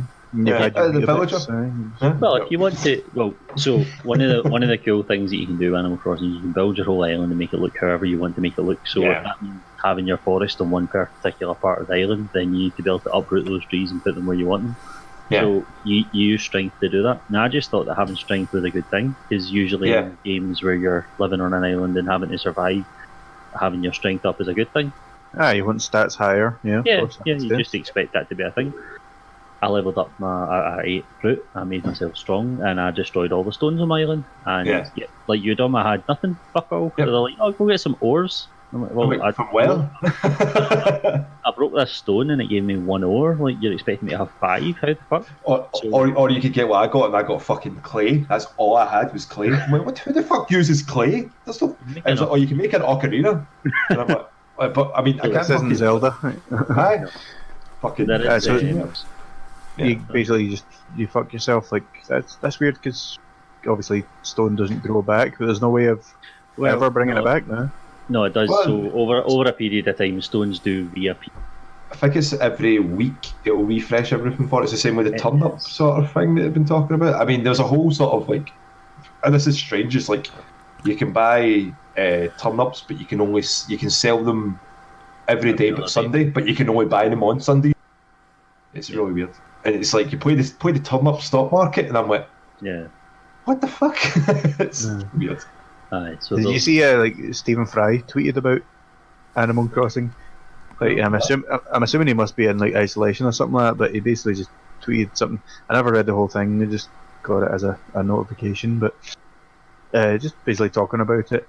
And his summary was like, "But I don't get what the whole point of the thing is." Like, but it's not really a kind of game where yet there's a point to it. It's meant to be chilled out and relaxed. You know what I mean? Yeah, it is. See, once you get by the part that you realise that I'm an idiot, yeah, it's pretty chill. I'm still waiting to get, past that part in real life. But yeah, see, once like you get a lay of the land, and then you can go like use your Nook tickets to go across to other places or visit friends, and then they have other materials, or they show you some things you get experience, and you can take that back, or you invite people to live on your island. I was listening to what you could actually do. So once you get like City Hall with Isabel, who's like a mainstay character, like she was in Smash, she's like a big I played the 3DS. So she comes in, this is where like I heard you get so many unique characters. I think there's like 300 to 400 unique characters, villagers that you can get to come to your island, and they all have like different stats, or they have different personalities. So on my island, I've got like this mad bear. She's a female bear that just fishes all day, and I've got this frog that just works out all the time. That's all his things. I've got this giraffe, but supposedly, like, if you get someone that you don't like, it's such a Nintendo thing to do. You can basically like bully them off the island. And it's like all you do is you box them in their house so they can't get out. And if they try to come and speak to you, you run away. You go up to Isabella and say that I don't like the way that they're dressed. It's inappropriate. And what you do is you guilt them into leaving the island. Yeah. That's brutal, man. Isn't it? I was like, holy shit. I was like, and then I was hearing that guy talking about it on a podcast. He's like, I got to the point where I was like, do you know what? I feel bad about this. I'm not going to do this anymore. That's harsh as fuck, man. It's like too real. But people, if you don't want to deal with someone, you just deal with them and you put them away. Oh shit! I've done this to a person in real life before. That's how it feels. I think there's about 5 conversations you can have with any one individual on a day. Mm-hmm. So if you speak to them 5 times, they're happy to talk to you. But if you try and speak to them any more than that, that's them. They're done. And again, that's another way to drive them off the island, so they can leave. As much as you can kick them off, they can leave. And I think if you just harass the shit out of them, they just fuck off. But, like, I've got what have I got there? I've got a crocodile that talks about weights. I've got a bunny that's dressed up like a conquistador, not a fucking, what do you call them? Luchador? A luchador, yeah, looks like a wee Mexican wrestler. I've got a goat, I've got a wee octopus who looks like a wee Octorok, like a wee guy from like the Zelda games. Looks Zelda? like yeah. But yeah, no, the game's so chill. Like I've played it in the background where like the girls and stuff. The girls have helped me. The girls have actually. So I've got a 4 and a 5-year-old, and along with the rest of them, but I've got a 4 and a 5-year-old that have been watching me play this. And they are actually learning from it, so they are recognising the types of butterfly. So when I pick up a butterfly, they're like, "Oh, that's a tiger butterfly, Daddy. We've already got one of those," and then we're moving on to the next one. So, like That's pretty cool, man. I don't like to think of computer games as being overly educational. I don't like to use them as a grounds of education because that's lazy. But they are learning things from the shapes and the looks of the butterflies. They are learning different types of fish from it and stuff. And it's just really, it's just such a chill. With the museum as well, it does help like that as well. When you do capture the bugs and that, you can learn some things from it. Like they've got a lot of like, dinosaur fossils and that you can pick up, and then when you go into the actual museum and see, because it's all done like HD 1080p, like everything like does actually look really nice when you've got like things completed. And that's got some big fish, man. I've got a great white and a hammerhead, and see when you go through see with the animation when you get it, you're like, and then the thing just gently floats up. It's like, and then you're carrying it like that, like woohoo! And you show it off. It's like, didn't. Everyone's like, fuck. I caught is that a dollarfish? Is that what they call it? The big, massive. No, is it the long ass one? Was it? No, the sunfish. You know, the big fucking huge ass stupid fish that's just pointless. Yeah. Like, it's fucking huge. I caught one of them, and the girls, like, again, they were like, wow, what is that? That you go, if you speak to Blathers, and Blathers gives you loads of information about whatever it is that you're handling. And it's really, really cool. Like, again, it's very, very educational. It's really good. Yeah. So, tell me this, like, is there any kind of stress in it at all, like, having to, you know, build up your house or anything like that? Because see games, like, I mean, I'm going back to Game Boy Advance, Game Boy Color kind of times. I remember playing Harvest Moon, and that's the same kind of thing. It's like, you know, fairly kind of chilled out, but at the same time you've got a farm to run, so you want to water your crops and stuff like that. Can you literally just like do nothing in this, or Yeah. do you have responsibilities, or what? Like, you can just basically see if you just don't do anything for like weeks and weeks, just like the weeds would come back, some of your neighbours may leave because you've not shown up, but then a lot of, I think when we were talking about it like a couple of weeks ago, when May had like the question for us, when she was saying like, you know, how it helps people recognise that you've been gone for a while. But aesthetically, like, there's be things like, you know, weed grows back and you're just trying to maintain the island. But nothing major from what I've seen so far in the game. Because the game's only been out for a couple of weeks. Yeah, it wouldn't like stress you out though, like thinking like, oh fuck, I need to do this, I need to do that. Like, you can take it at your own pace, definitely. No, there's nothing. You just arrive and you're just like, here's your have fun.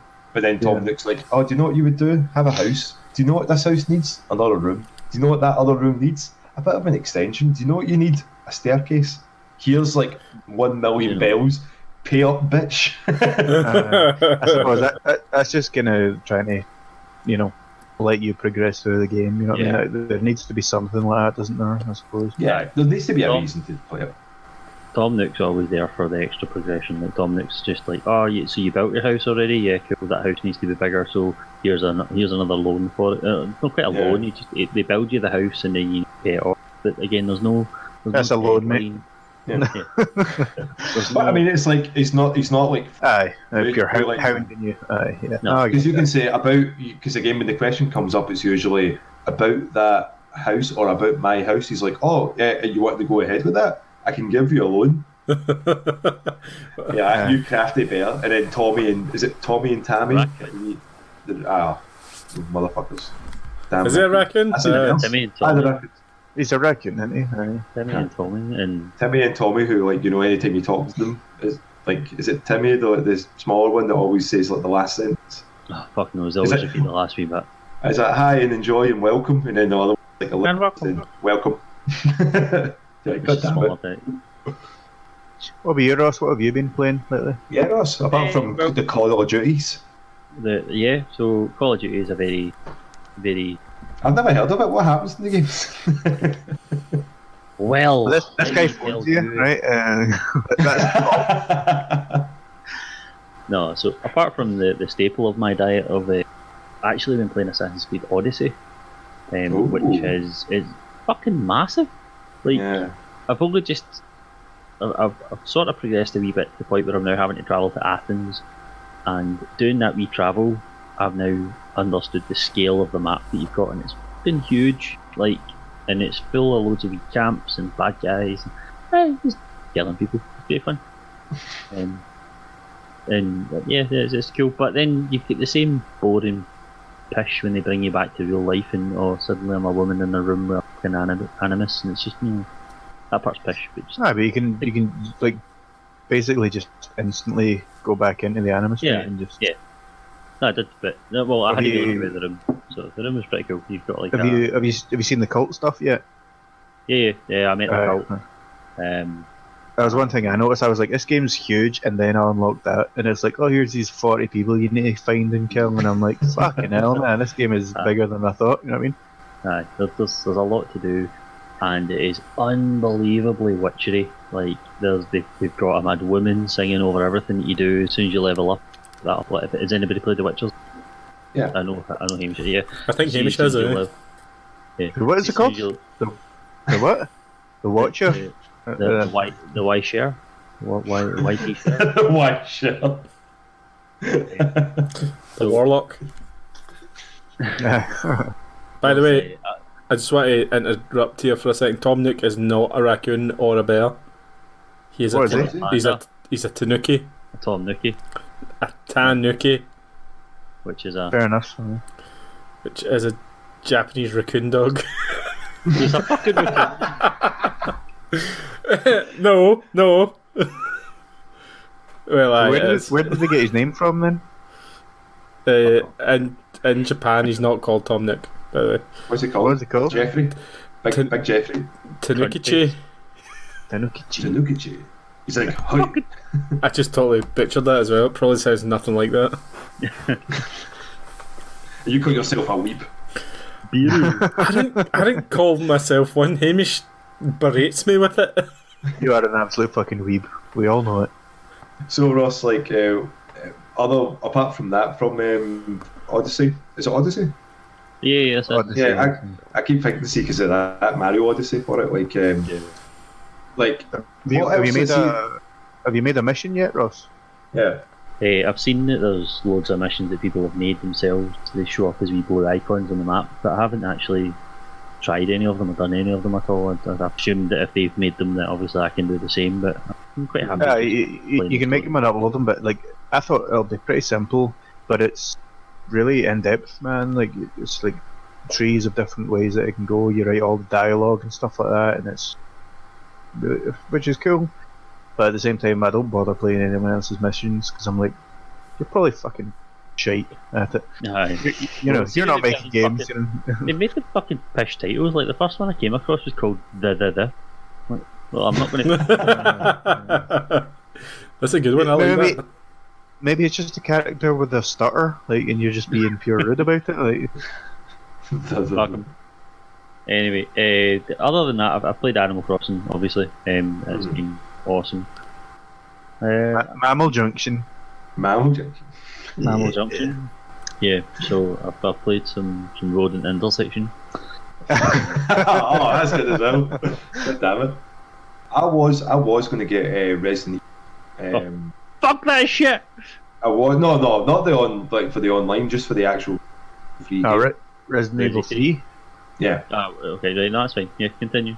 Because Resistance does come with it, and obviously, like, we've got our thoughts on that, which we may discuss like later. What do you mean it comes with it? Does it actually, like, do you get that with it? Yeah. So I read, like, that was the whole thing. Like, they talked about Resistance being like the new Capcom game, and then there's this story mode for it, and it was announced that it was Resident Evil 3. So that was like the big reveal that Resi 3 remake was coming, and Resistance was tagged onto it. Resistance was stuck onto Resi 3 because they knew that if they if it stood on, fuck all sales because it's fucking fish. Anyway, is it that bad? I was going to grab that, but I ended up going. I'll see what it looks like first, and I ended up sitting watching one of my pals basically play through it on Twitch. So I was like, I'll wait till it's on sale then, and then buy it like I did with Resident Evil 2. Because I even said the last time to you guys when we were talking about it, I was like, I'm going to buy that because I kind of slept on Resi 2 and went, I'm not sure, I want it to be like I remembered. But Resi 3 is quite an easy game to play through. So, like, I know there's not much, like, you can't really expand that much with Resi 3. But I'll probably wait till it jumps on sale and then be the same as Hugh, unfortunately, Hamish, and next week will be all about the Final Fantasies. Final Fantasy VII. But yeah. Aye, that Resident Evil, was it Resistance? Aye, Resistance. Fucking.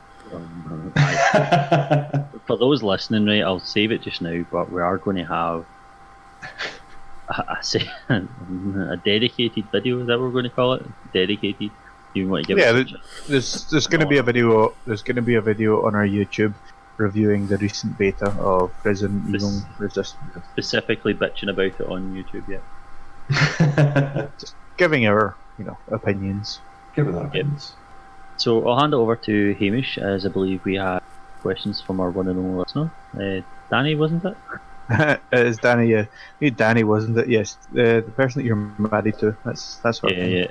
My spouse, my wife, has asked us some questions. So obviously we touched on one that she asked earlier on, when Cyberpunk coming out at 17th of September, Jason's birthday. He should feel honoured.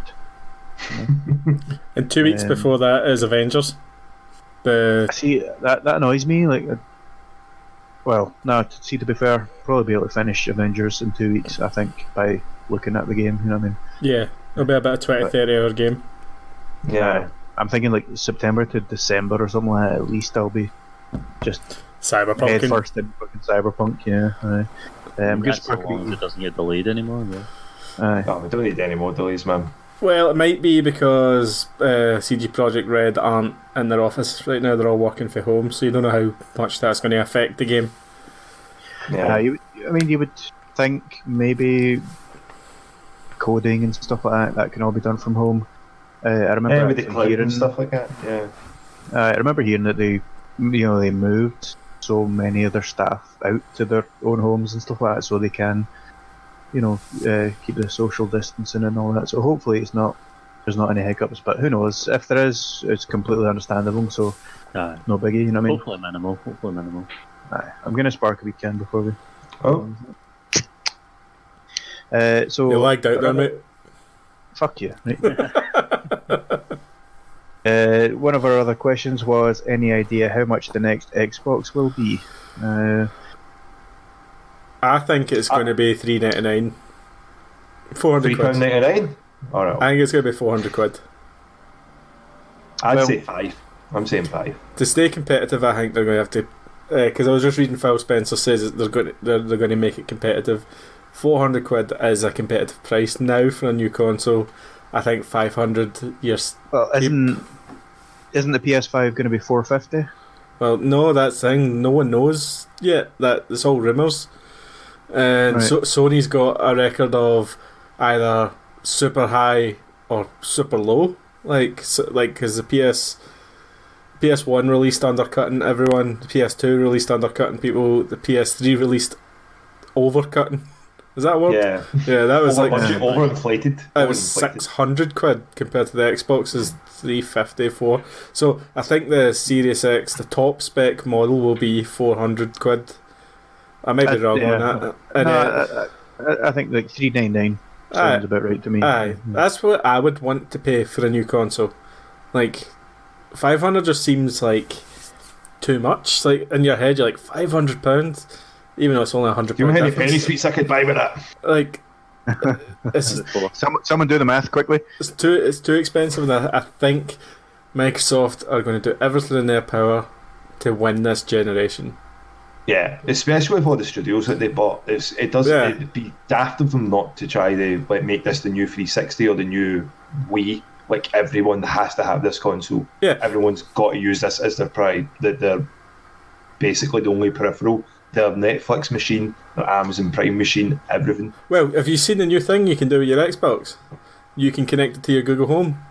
So you can say, I don't want to do it right now because mine will turn on. You can ask your Google to switch your Xbox on, off. You can tell it to load up a particular games for you. I saw Gears 5. It's better not turn on. I think with all the brand anyone else hear that in the background? Yeah. That was me doing that there, sorry. Alright. With all the brand deals and the fact that they see the design of this new console, they put so much fucking effort into it. It's not lazy. So I'm looking forward to this, Jen. I think it's going to pull the best out of both consoles. It's going to be tight. I hope so. Because I was honestly thinking of switching to PC. But and I keep saying that every generation until they do something, but it was exclusivity that we're launching with a lot of them. It made me sort of stick around. Yeah, well, all my favourite studios are under contract with Microsoft or Sony. Yeah. And Nintendo. Okay. So, you're stuck, man. I'm stuck, aye. But that's the thing. I have the joy of playing all of it. There's some people that can only afford one or two, so I'm hoping they pull out all the stops. Right, for price, I think they're both going to launch at the same price at £400. £400. British pounds. I think 400. Well, it'll be $399.99, so they can say it's under £400. Yeah, something dumb like that. And I think in America it'll be $450 to make up for the. Do you think they'll also do like terabyte, 2 terabyte variants and all that as well, like they've been doing? I think Microsoft, like a premium one. Microsoft will definitely launch different specs. I don't think they'll do that initially. I think that'll come just roll out later. They'll have their base console, and then they'll have like bundles with games. It needs to be 2 or 3 terabytes. Like these drives need to be massive. I think Call of Duty's 170 gig now. Well, that's crazy. From speaking from experience from working in Game Station when it was about rest in peace. Working in Game Station, you've got your initial release, you've got your elites. I'm going back to the 60s here, obviously. But you had your initial, you had your elites. Then from there, you then went on to light variations and everything else. But I'd imagine, because this one's been announced as having what's the standard hard drive in this so far? Terabyte in it. So we get a terabyte in it, plus there's a speed for a specialised memory card. Yeah, it's one of them. It's not even an SSD. It's like what's it called? NVMe. It's called. Yeah, it's strange. NVMe is. But anyway, so you get these specialised made-up memory cards. You're going to have some form of bundle where you buy that with it for a certain price, or something preloaded maybe with it. Yeah, you might have like an alternative. So you get your 1 terabyte standard. You might have like a 2 terabyte. Yeah. The next model, the next version up is the same console but with a 2 terabyte or a 5 terabyte or something. I mean, the way the games are going and the fact that they're wanting people to push towards digital, they need to have a bigger library. No way you're going to fit the next generation of games onto the same space. I mean, every generation of games has gotten like you said there, like what's Call of Duty just now sitting at like 170. I think that's well over 100. Yeah, it's different on every console, but. Yeah. But it's well over 100. So say even if you rounded that to 150, that's over a tenth of your memory taken up. If you've got a terabyte, that's one game is taken up. Yeah. You can only technically have 10 games if you've got that, depending on what type of games you're going with. But if you're going with next generation and they're wanting to up the level of detail in them, they want to have these, pushing it to really, 4K is going to be the standard. So I mean. Yeah, 60 frames, solid 60 frames, or they're going to try 8K output as well, because it's inevitable. It's not like a matter of it's going to be a matter of when everything's going to be catching up to that. So I mean, you even see they've got Doom Eternal that's launching with the 144 refresh rates and people freaking out about that. I think that's going to be the next must-have. I don't think 8K is going to be a must-have. I think 8K is going to be a slow uptake. I think it'll be standard for a lot of people that just they know 8K is going to be better because it's 4 more Ks. Majority of people don't even have 4K tellies yet, so it's like when they done the whole shit with the phones and they were like, the megapixels that you had in your cameras, everybody was all push for bigger megapixels and more megapixels and all. We get the biggest amount, the largest amount of megapixels. That doesn't necessarily change the quality of the picture that you're taking. So it's the same thing with this. 8K is more pixels, but does that mean that you've got the higher refresh rate, the 144 hertz, the 60 frames per second plus? It doesn't. So I think you're right there. I think that what we're going to have is that this is possibly a generation that will stick to 4K for a long period of time, but making it as smooth as fuck. Yeah, I think the difference 60 frames makes is huge. See see with the resolution as well, you're going to get diminishing returns. Like 4K already looks fairly realistic. Mhm. Is 8K going to make that much of a difference? Like really, for home viewing, you know what I mean? Like, does anyone actually give a fuck that much? No, if you can't keep up the frames, no. If you can't keep the frames up, then have all the pixels you want, but it's still going to be jittery as fuck. You know. Yeah. So You'll have all that lag. And then what's your actual viewing distance going to need to be? What size of screen are you going to have to be able to get the best benefit out of an 8K screen? And what distance are you going to have to sit back? How many people's homes are going to have the space to fit an 8K telly, the size that it needs to be, and the distance that you need to be sitting back from it to be able to view that properly? Yeah, it needs to be like 65, 70 inches, like plus. Like, because I've got 60 or 55. I can't remember how. 50. I think yours is 65. Because yours is pretty. It's pretty big. It's the same as Ross's, and like I don't want to upgrade that now. Like, it's perfect, perfect the way it is. Like, that's it. You go bigger than that, you're talking, what, a 75-inch TV for an 8K resolution, and you need to be sitting at like 10 feet away from it. You're going to be, you know, everybody's going to get fucking room extensions, because there's no one going to be able to fit that and a family in a room. Yeah, after that you're better off just like get a projector. Yeah, you know what I mean? It won't fit in my unit either. I'm just looking. To be fair, you got a very small unit, so... Oh... I was looking at my unit going, it's quite big. Well, in those tiny hands it would be. It's not my tiny hands that needs to matter. So anyway, we got another question from Danny, and... Is it when Ross is going to bed? It was for a long time. Can you recommend a good TV series on Disney Plus that's not animated? So she's being Sweet Life of Zack and Cody. I'll just clarify that we are working through The Mandalorian, so that a show that we have watched 3 episodes of, so we just need to watch the 4th of. So I don't know why, but I don't know why. I just don't really see Danny liking The Mandalorian. I don't know why. Yeah, Star Wars, mate. I know, but I slow storytelling. Slow storytelling. Maybe it's just me being like sexist, thinking Mandalorian's a kind of a guy's show. I don't know. Like he walks like a gentleman that doesn't hold the same posture as what you would expect the Mandalorian to walk like. So see when he's walking in scenes, he just looks like he's fabulous. A guy in cosplay. Like he doesn't look like the Mandalorian. He doesn't look like he's walking with presence. He just doesn't have that. I think that's kind of like they shouldn't have changed it between, like, they shouldn't have had separate actors for the voice and the body. You know what I mean? Because it's not even. Is that what's happened? Is that what? Because I was thinking, like, I remember seeing this guy in Game of Thrones, thinking, like, he's a badass. So why is he not walking like a badass in the man's outfit? Like, it's all a stunt actor, mate. He just does the voice. Really? I honestly thought it was him under the armour. Is it not? From what I've heard, it's just he just does a voice, just a wee voiceover, basically. They're just kind of shite in it, but. Honestly, the first thing I noticed as soon as the first episode, and I seen him walking through a corridor, and I was like, so first fight scene, him in that bar, fucking awesome, really fucking cool. Takes out everybody, fucking chops the guy in half with the door, not fucking awesome. Yeah. And then he walks, and you're like, You know, it's the weirdest things, man. I don't give a fuck. It's actually 2 guys. Their names are Brendan Wayne and Lateef Crowder. They're the doubles. No. Well, Brendan isn't walking the same as Lateef, right? So.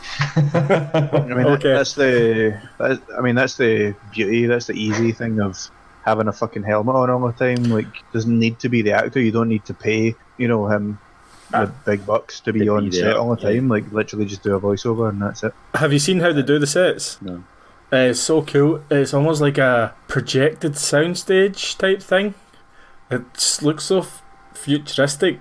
Like, I think I found it on Corridor Cruise. I was going to say, I think Corridor Crew done a big thing about it, didn't they? It looks like it could be used for obviously loads of stuff. It looks unlimited in its potential. Like, you could have unlimited power. You could have them anywhere, and it it looks real. Because it's projected at such high resolutions on these screens, they actually look that they're on a sand planet when they're not. They're on a fucking soundstage in LA, and you're like, oh, the lighting looks correct because the lighting is perfect because they went out and filmed it with 360 cameras and stuff like that. So the lights That's are a like. lot of cameras, man. 360 cameras. Well, Cheers to your input. Like, I find that super interesting. 360 people walking. Yeah. Here's my recommendation, right? Because we were way off topic. Watch the documentaries. And Yeah.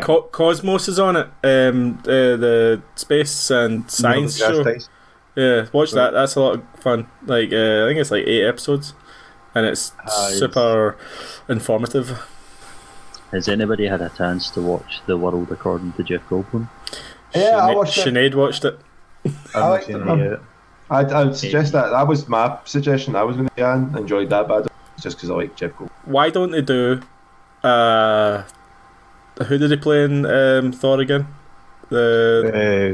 The Grandmaster. Grandmaster. I mean, Grandmaster Jeff Goldblum. Yeah, something like that. I can't. They should give him his own show. Yeah, Like, they should honestly give him his own show. There was not enough He should for him in definitely Thor. come back in it. Yeah. He was amazing. Like, I think you're right though. Documentary is probably a good bet. Like, see if you watch Dr. Oakley, Yukon Vet, Danny. I think that's quite good. It's basically just this vet in Yukon, and she goes all over the state of Yukon. Mm-hmm. So you get loads of animals, which is always awesome. Yukon, is that not that guy that Goku killed? oh. I wouldn't know, mate. Actually, his name is everybody. Yakon. Yakon, okay, sorry. That's one of the, 3 people that Goku's ever killed? Yeah. Hamish, there's a nugget of information you need to save in your head. There's some Storing that heat. Bad. Wheels. Goku Don't take it away. doesn't finish people. We only ever killed 3 people. Sounds like it does finish people if they kill 3 people. Of Number the 3. 200 antagonists. Hamish is like, I'm going to kill 3 people in a minute. Right, But yeah, Danny, so- watch Dr. Oakley, Yukon Vet, I think it's called. See, these kind of shows, they're always kind of sad, like, there's a wee lion that's, it's a heart paw or whatever, But no, that's pretty very good. biblical of That's you. the season as well, like, but there are a lot of, basically just the National Geographic stuff, man. Everyone loves animals. A lot of them are just films, but if you actually want a series, I would suggest that. Is it the modern day animal hospital? It's basically just, she's a vet and she goes around, she gets helicoptered around the whole state, but there's also a bit of her kind of So she's in a private minor life, influence. 'cause she's got like a family, like, so it's her family Are they life, and Are all vets as well, or is it just like she's the only vet that's... I In don't the know. village. I I don't know. I've only seen a couple of episodes, but Cool. Was it recommended though? it's a good series, and obviously I think animals always fun to watch. There's loads of good animal ones though. There's a lot if you're actually looking for something to kind of sink your teeth into long term. I might jump on that. I do have a question as well. You have a question? From Angie. She was wanting to ask something. Nice, go ahead. So she was saying that there was a few titles that have laid dormant for too long. She was like, because we were talking about Bioshock last time. Yeah. Is there any game series that you think should come back, or is there any games I don't want to see anymore, and I want them sort of just to go away for a long time? Assassin's Creed. Final fucking Fantasy. Oh! Oh, man, right. That hasn't had a release in 5 years. And it's still too much, mate. That's how bad it is. Not long enough. Too soon. So, as much as I love Dragon Ball Z, I think that they should stop, man. Like, just let a dead horse die, man. Fucking hell. Yeah. Like, it's every possible way they could think of bringing a new variation of Dragon Ball out, they brought it, and I just think that it's something that should, as much as Kakarot is such a phenomenal looking game and it's such a really nice way to have everything all in a game, it's really cool, but we've done it, we've seen it, and all you're going to do now is make a nicer, cleaner, fresher way of the same shit that we've already done. Like, how many more times can you milk this fucking cow? Like, let it How many times can you go back to that well? Yeah. like, So you're saying Dragon Ball Z, but see if they made a Dragon Ball Super game. oh, totally, yeah, bring out new shit. Stop giving us the same shit. They've given us the same stuff all the time. And I know that with you said earlier on you wanted to touch on this, but like I know there's the DLC the DLC for the new Kakarot is going to have Super in it. Brilliant, yeah, give us Super. Stop fucking trying to dig out of that fucking Dragon Ball Z well. Like, leave it alone. You can only dig so deep. Like, make it fresh for us again. Yeah, I think they should just stop all Dragon Ball Z games whatsoever. That's why you're getting. If possible, go back in time and just delete them completely. That's something an android would say. An M on his forehead. Imagine Hamish. The back capital in it, just huge. I don't know what that means at all. It means you're let evil into your heart. Yeah, imagine Hamish. Not like Imagine Dragons. People. So, Hugh, on that then, obviously with Dragon Ball Z, what do you think are what would you put the franchise that shouldn't? Any game that starts with Tom Clancy's something or Assassin's Creed something. You need to pick one, mate, right? Ubisoft. Ubisoft. That's not a series again. Pick a fucking series, bitch. I think it's a Tom Clancy's one. Like Assassin's Creed has got better. It's not my type of game, but it's supposedly got better. But I honestly think they're running the Tom Clancy name into the ground with a lot of these. Like they had good games before, but I would love for them to just let Tom Clancy go. Like I want a Dan Brown game. That's what I'm saying. They concentrate so much on that license. Like there's so much more they could be doing. For games that I would like to see come back. Mm-hmm. What are you looking at, Hugh? I'm looking up. Often I'm thinking you fucking hell. I'm thinking about a game. I don't have many games that I'd want to come back. Chrono Trigger. Yeah, cool. Vagrant Story. Do you know what I want to come back? Series, mate. Series. There's a period of time between 97 and 2000 where Square Enix made so many unique individual RPGs, Xenogears, Vagrant Story, Brave Fencer Musashi, and then they all disappeared. Obviously, I know we're going to, but it's the Final Fantasy movie almost killed the studio. Yeah. So they cut back on loads of stuff. So they stopped making these really nice, unique games, and then they doubled down on the Final Fantasy name after that. Yeah, just so they get money back. I'd want to go back to them. So Chrono Trigger, Xenogears, something along the lines something from that generation. A modern day Chrono Trigger would be immense. It would. The same way that they've got a remake of Final Fantasy VII. Anything that was even really close to a remake of Chrono Trigger, just anything, a follow up or anything that could just grab that story again and bring it out into new, modern, up to date. Right, they've got Chrono Cross on the PlayStation, which was meant to be the sequel. That's my sequel, but it had It had the same themes. It didn't have the same characters. It's kind of what Square Enix do with sequels. They don't really have the same characters. But I would like a remake of Chrono Trigger, like they've done with Final Fantasy VII. Or just fucking release the original game on the PlayStation, the Xbox. Yeah, so Chrono Trigger. Okay. Chrono Trigger. Awesome. What about yourself, Dom? What do you think would be a really cool... Well, what's a game you would bury with a shovel, and what's another game that you would dig back up? Okay, I would bury super hard the Fallout series. Super hard. Dead to me now. Absolutely Fallout through. If I could bury the whole of Bethesda, I would. But the problem is that Bethesda do Doom. No way. They do Doom, and they do have other games that would make sense. What about Skyrim? But again, that's another reason. Skyrim and all that are pretty good. But I think because after 76. The priorities are completely misguided what they want to do with a Fallout game. When they release a game that's you're stuck in isolation, you're away from it. I don't need that now, real life. But it's more the fact that there's not much else they can really tell from a Fallout game after New Vegas, I felt. And I think that's why when I went to Fallout 4, I was disappointed with it. I was not much left with you to say. Like you said, Wasted Land, it's a dystopia. Yeah, we get it, Nuclear Fallout. It just didn't. It sort of lacked the charm for it. So I'm like, well, maybe it's time for them to fuck put off that away. But because they've got so much behind it, it's like a juggernaut for Bethesda. But well, not so much now.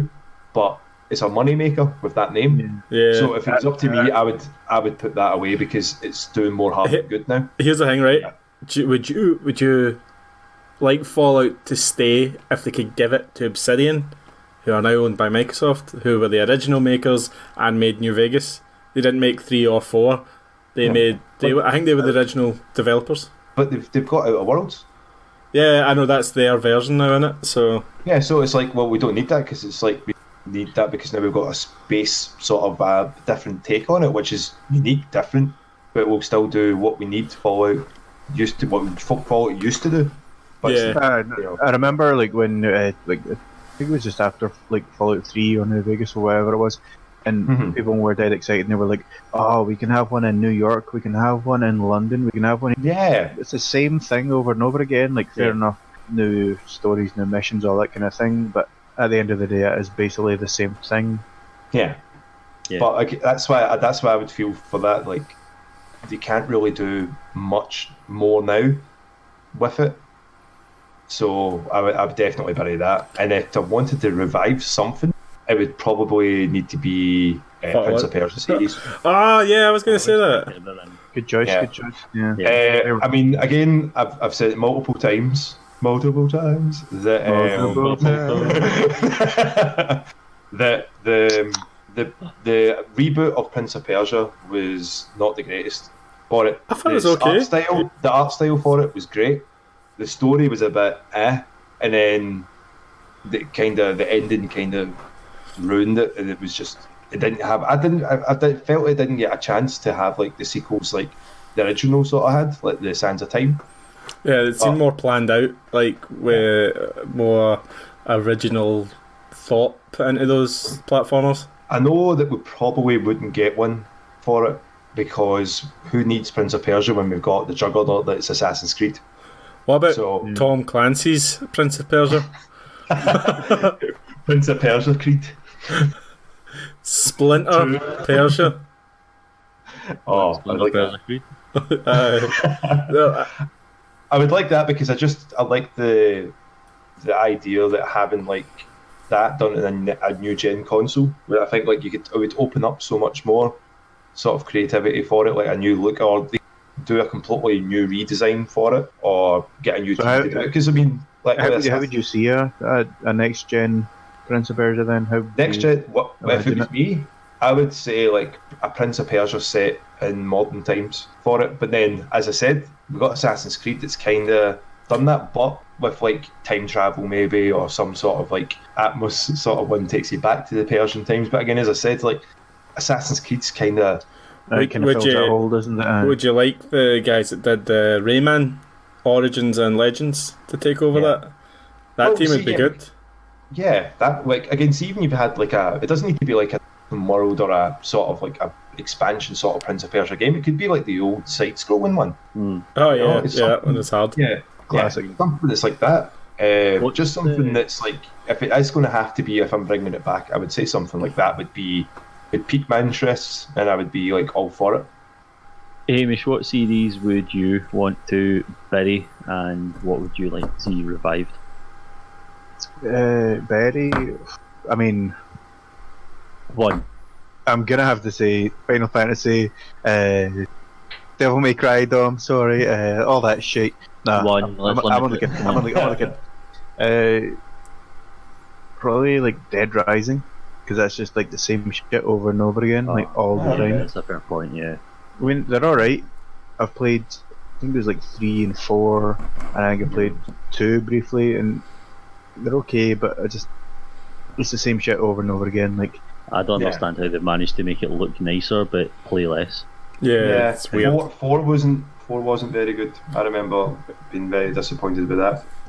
I think they peaked at 2. One had a different developer than 2, 3 and 4. Like one was made in Japan and 2, 3 and 4 were made in Capcom USA. So I never really liked it. a certain amount of time to do stuff, and if you don't do it then you fucked up. And I'm like, just let me just take my time and play the game. You know what I mean? Yeah. As far as reviving a series, I'll probably go. I mean, I think this is done like Mass Effect, probably. Yeah. Oh, okay. Mass Effect. There's no games in development, so.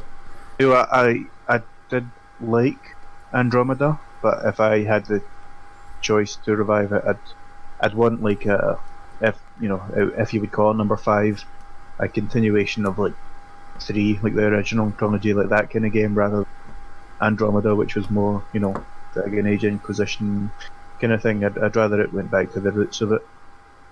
Maybe not the same story, but even in the same universe, because it was a very expansive universe.